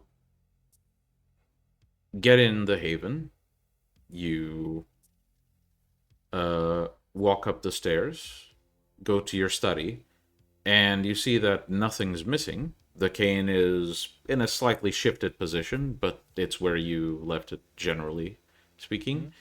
And on your table is your phone, which you'd know Serena has been messing with. Okay. But it wasn't there before. It was in Serena's study. Now it's in yours. So he went to the fucking basement. The ball of this guy. Malkov. Yeah, I'll check if messages or stuff appears. Maybe someone. Well, you flip the phone on, and the first thing that you notice is that, along with the security measures that Serena put in place, which I'm sure she can specify, in addition to everything else, you notice there's a small icon on the top right of the screen. The icon looks like an eye with a dagger going through it. Okay. Let's just open it. We're here for a long time, but for a fun time as well. You click it, nothing happens. Do I recognize the symbol? Not at all. Okay. It is smart. Oh yeah, it's a smartphone. Can it be just this Samsung Flip stuff? Just fucking love it. Yeah, sure. Yeah, I just close the phone physically and put it in my pocket. Close the phone physically. The best way to close a phone. Yes. Yep, you pocket it and you come back to just see in the entrance hall your other packmates, but no sign of Oswald. Yeah, Oswald left, but he or Cecil, either of, left my phone in my study. Um, Also, do you recognize this by chance? I just show the icon on my phone. None of you not recognize it. Larry. Was Oswald putting something on our phones? Not that I know of. Okay, how about you I call him and ask, because that's not I something I installed there. Yes, just a moment. I'll just check contacts if Oswald put his number in. Yep, all of your if let me just put it this way: if each of you go to your respective sleeping spots, there is your phone waiting there for you, and if you open the phone, you see the same symbol, checking the contacts. If you didn't have Oswald's number yet, you now have it. Yeah, I'll just call him. Yep, the phone rings, and then you hear a click. Hello. Hello, Jack's here. Ah, First of all, well, if you wanna rummage apologies through my for what I study, did. just ask me first, okay? Sorry, I was just dropping off. Well, you got it in your hand. Yeah. Okay. What's the fucking icon on my screen? Because don't seem to recognize it. Doesn't seem to react to me. Right. Well, be sure you never show it to anyone. Um, it's a little something I cooked up personally. It should make your devices. You hear a few moments of silence as he most likely is looking around, and then says in a very quiet voice, "Nosferatu proof." See. I see. Usually, regular methods of cracking technology, they're a step below the tech we got. Is saying it's putting it lightly. Probably best government hackers would pale in comparison to some of the shit we can get into, but this should essentially mark your devices as, well, Not interesting. not not interesting, more like in clan devices, so they'll be ignored. But if you show it to anyone, well, they might know what it is, and you get pinpointed as a person of interest, and that tracks back to me. I get the picture. Any idea why you could touch probably vampire enchanted and for sure mortal enchanted Cain? Not really. Didn't even know Okay. it hurt you guys. If I did, I probably wouldn't have touched it. Hurts like a bitch. I don't know.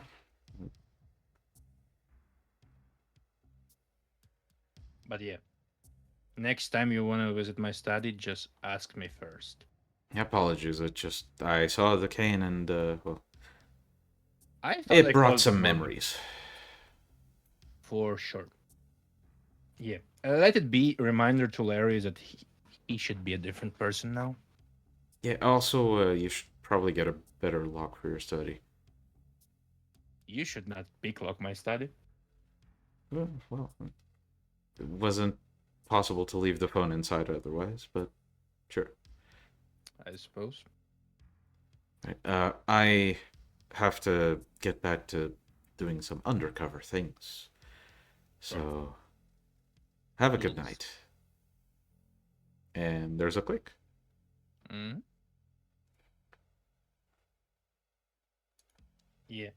Probably Serena and Jim has heard it with Auspex. Of course.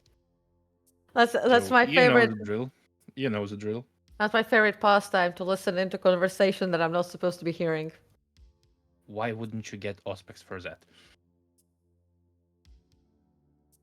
It's like standing on the opposite end, like difficulty 2 to roll for listening in.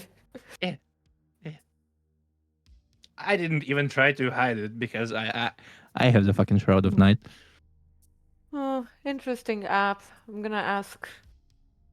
I'm gonna ask.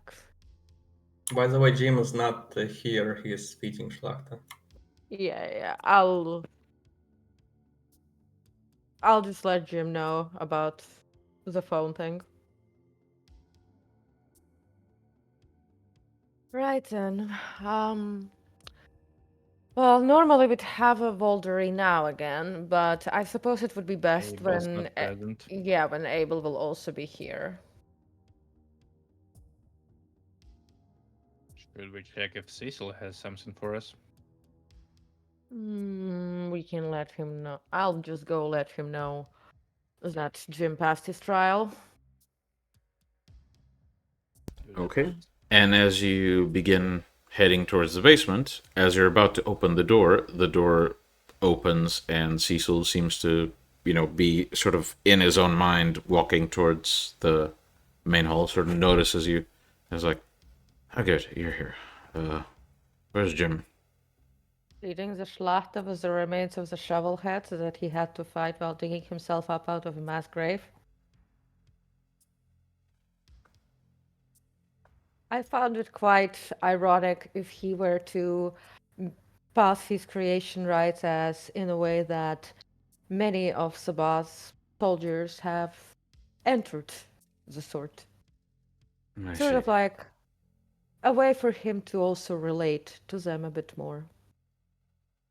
Oddly specific, but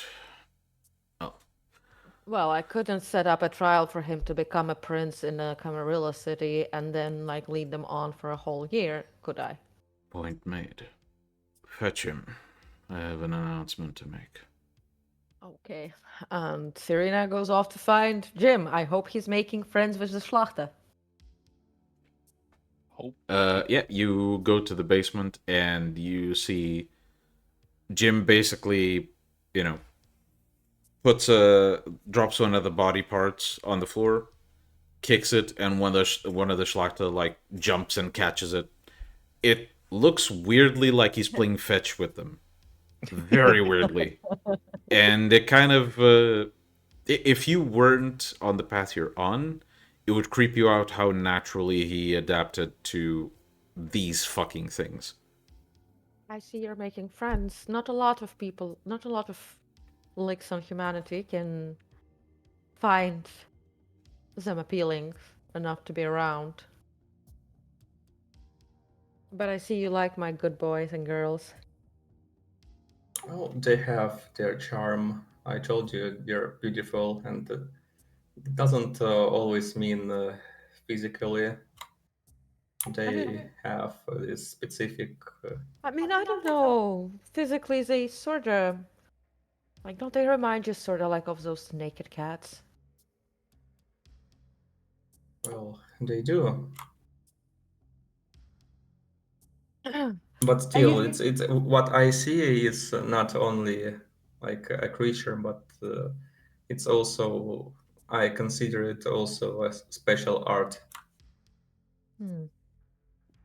Serena walks up to one of the Schlachter and basically just like gives it like like a scratch behind the ear. The Schlachter only reacts in the sense that it jolts to see who the fuck it is, notices it's you, and then ignores you completely and continues gnawing on the severed arm that is now mostly bone. They are quite single-minded, though.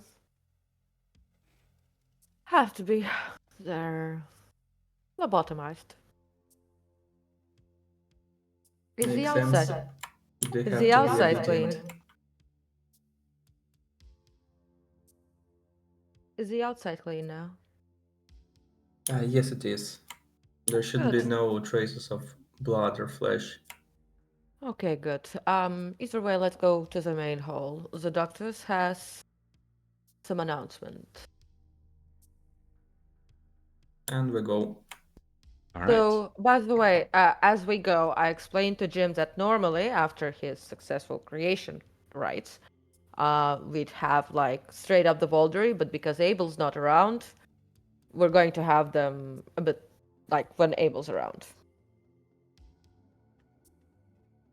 All right. Well, as you arrive, Cecil seems to be pacing the entire time and sees both of you and says, "Okay, good. You're here." So I've received a message from a potential ally.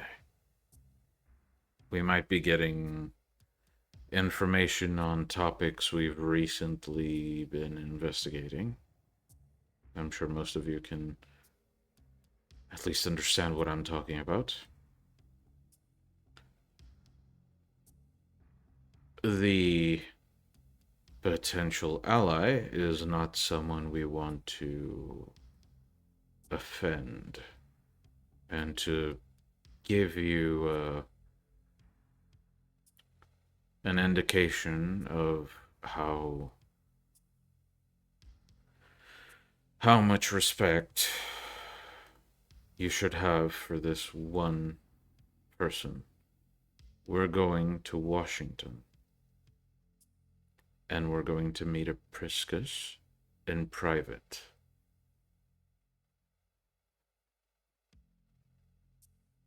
Should I organize the jet? Could you repeat that, please? Should I organize the private plane? They've organized it themselves. I see. For all 6 of us. I see. And what this very reverend sir or madam will be? Or could we not know until the touchdown? Well, those of you who have been in the Sabbat for a while should know the name.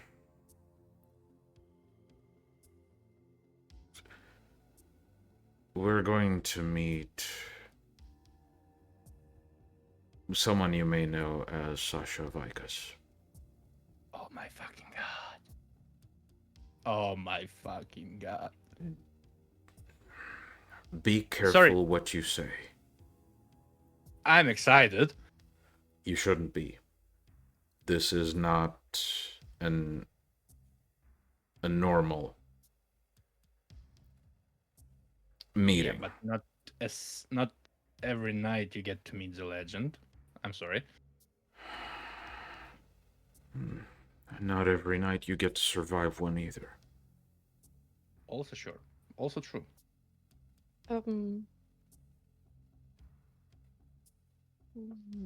Why are we meeting Sasha Vikas? They have learned what we've found out, and I'm not sure how. Okay. Okay.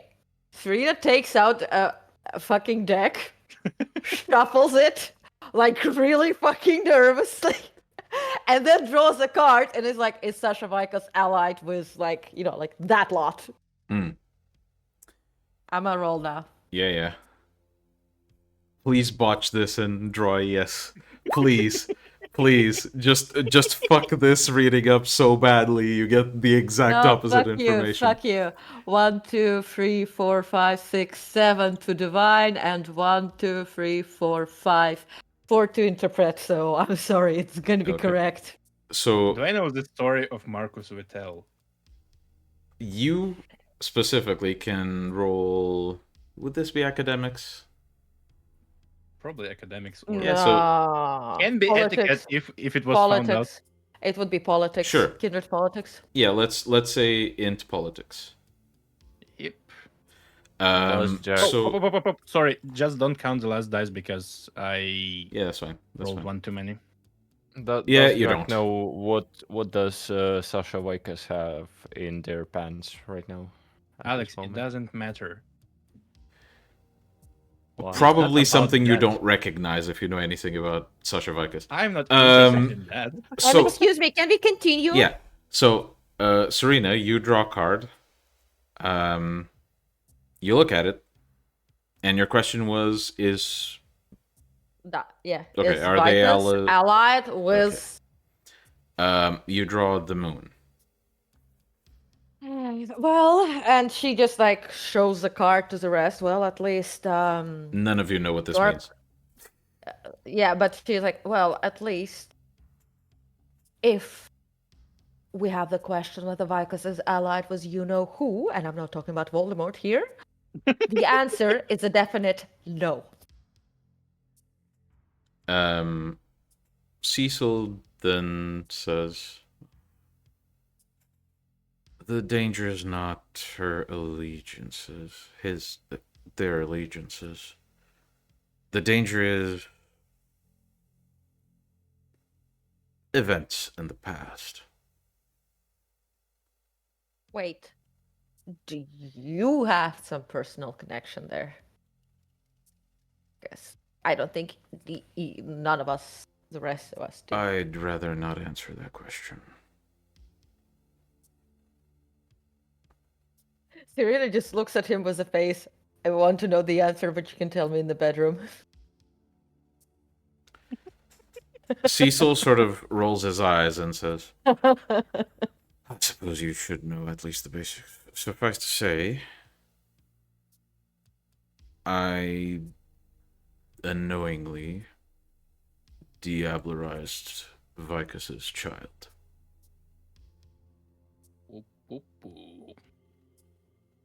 Does Serena know that he diablerized his sire? Yes.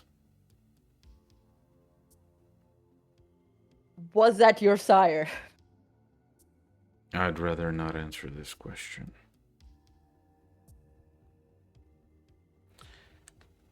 Point being, we're leaving in a few days. So, any preparations you need to make, you make them. We'll be traveling for a full day. And after the meeting, we'll be traveling back. Also, what are those 4 1s? The hell just happened? Eh? Serena just rolled 4 1s. Yeah, but it's still one success and one success to interpret, and Serena's like, is Cecil's sire Vicus's child? It's still 1 and 1. Let me double check something in the background. Apologies, but this has to be done.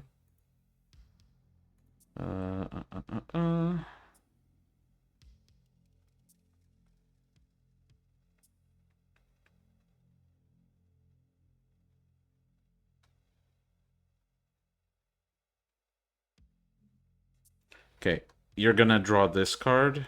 I'm not gonna say it out loud. I'm just gonna send you NPMs. Uh-huh. You draw that.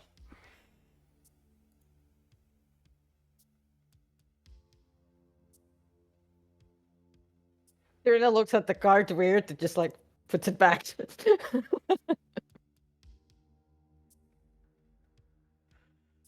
So yeah, make whatever preparations you need to make. And Gifts are we bringing? Right, yes, of course. That's what it means. We need to bring hospitality gifts. I'll handle mine, but just know whatever you decide to bring, try to make it flattering. Flattering. Mortal. Don't bones and offend with magic. Vicus. It does not go well. Does he like books? I think he likes books. Everybody should like books. Yeah, right? Cecil simply slowly turns around and starts walking towards the basement. Again, with that walk of someone who's still processing what the fuck is happening. Serena, I've got my hands on a couple of books. Okay. That's my magic. So, Ooh. yeah. Yeah. Just bought them True. recently, but I suppose I can memorize them in a couple of days. Oh yeah. Maybe, but yeah, sure. We can make copies of them. I can just memorize them. Yeah, but that's in your head then. Yeah, I can write it down, Ben. Oh, okay, fair enough. Like, It's gonna I take- don't mind. It's gonna It take a is. while. It is, but like, it's such a fucking Vicus. I know, my God, and I think he might be Jesus' grandsire. No fucking way. I thought Mariposa was his grandsire. What? I thought Mariposa was his grandsire. No, Mariposa was a fucking toreador who he taught vicissitude to. Note A for previous Not for previous self. protege, I see. Larry and now just, she's gone. Good news. Larry Yeah. just leans All right. into this conversation just between them. All no right. eavesdropping. Why Adults are you talking. whispering? Okay, No right. eavesdropping, Jim, adult okay, first of all, Jim, Larry, this is now very fucking important, and I will be repeating myself once. Now, first of all, Sasha Vicus is a fucking legend. Sasha Vicus was part of the first Great Revolt, the first Anarch Revolt, when the first Anarchs became the Sabbat. They were at the Convention of Thorns, and do I know the fact that he threw his dick into Goretrix's face? Not I'm- your Dix's hardest thoughts. I would know Roll- this kind of shit. Roll int academics, because this is like a fucking obscure fact. Difficulty 10. Can I do that too? Pelese. Can I I do mean, this to Miguel? one. Yes! You got. So yes, you know Let me- about let me it. just see. I have two Ah, tens. fuck. So I have yeah, two fuck, tens. so you know about it, and the way the way you've heard about it is basically by reading a set of documents, including a testimony of one of the conversations between Beckett and Vicus. Did she manage to read the fucking 50 Shades of Beckett? Or like, no comments on that one. No comments on that one. I am Also, willing. please, terms of service, please. I know it's Vicus, but Yes. please. Stop interrupting again. Okay, so first of all, let's stop interrupting, okay? Yeah. It's getting distracting. So Sasha Vicus was one of the first, they were part of the Great Anarch Revolt. And what's worst of it, when the Convention of Thorns came around, forming, ending the Anarch Revolt and trying to put all those rebels back under foot, they threw their dick into Hardestad's face, okay? No fucking way. Yes, fucking way. Oh my god. So Sasha Vicus not only was already an elder by the time when Anarch Revolt was rolling about, the first Anarch Revolt, and Sabbat was formed. No. They are also they were part of the creation of Sabbat. They were part of Sabbat for all these 500 years. Oh my god. Just stop before we just fucking explode, you and I. Yes, but they're also Eagle's grandsire? And Serena's just like, she looks Allegedly. and Serena just looks like a bit uncomfortable, and she has this face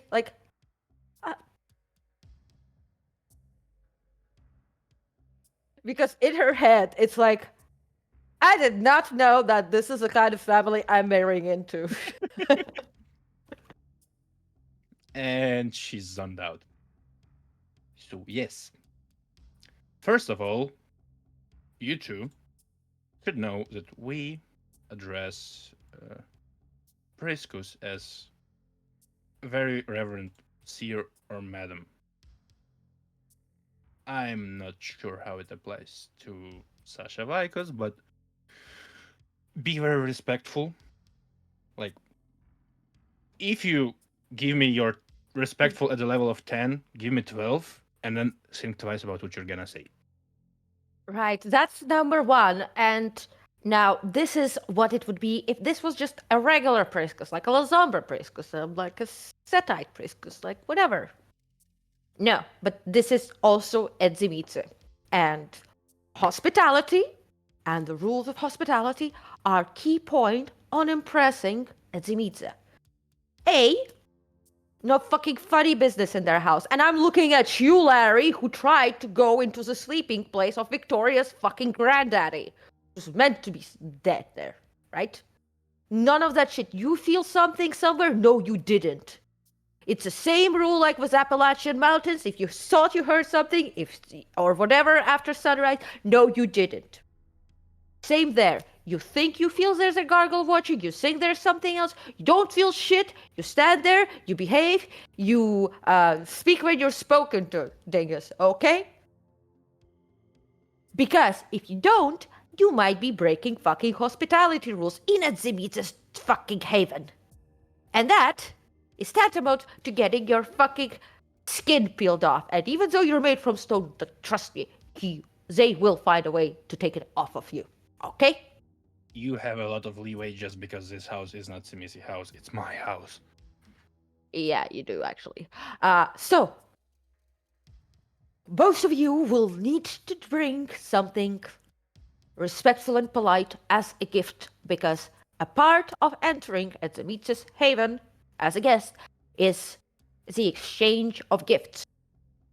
Whatever their people who are there with the haven, other guests or whatever, do there, you do not pick Not any your fights fucking with them. business. Not your fucking business. If they're impolite, you tell your host, and that's Sasha Vikas, and they deal with them. You break that, you're violating hospitality, and that basically means they can pretty much turn you into a fucking chair. Okay? Am I clear? Larry nods. Right then. Jam. Yes, I understand. Good. I'll make sure to prepare suitable gift. Now, obviously, you do not ask Sasha Vikas, did you really throw your dick into Hardestad's face? That's fucking impolite. Let me just wipe the memory out of their minds. No. Come on. I can restore it later. No. Putty pooper. Now. Now, another thing. This is Adzimidze. So, and she's looking to Jim. Please, the first time we went to meet Cecil, somebody wanted to gift him like a fucking fancy hat. You can make a fancy hat out of humans. So, if you're going to be gifting him some clothes, make sure they're not just, Ordinary human clothes. Yes. Oh no, I already know what I will prepare. Don't worry, I did research on the Zimitse clan. Second, just run your gifts past me just in case, okay? Okay?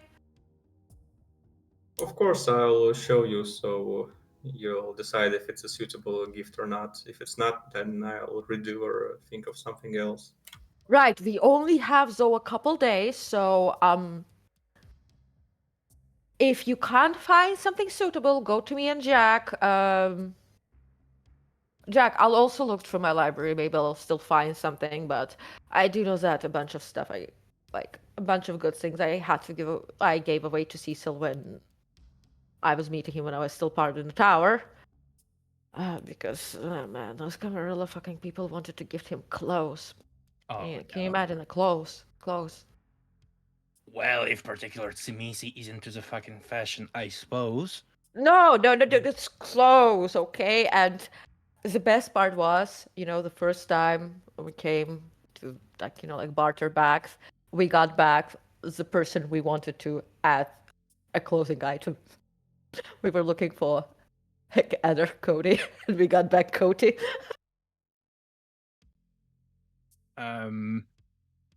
Okay.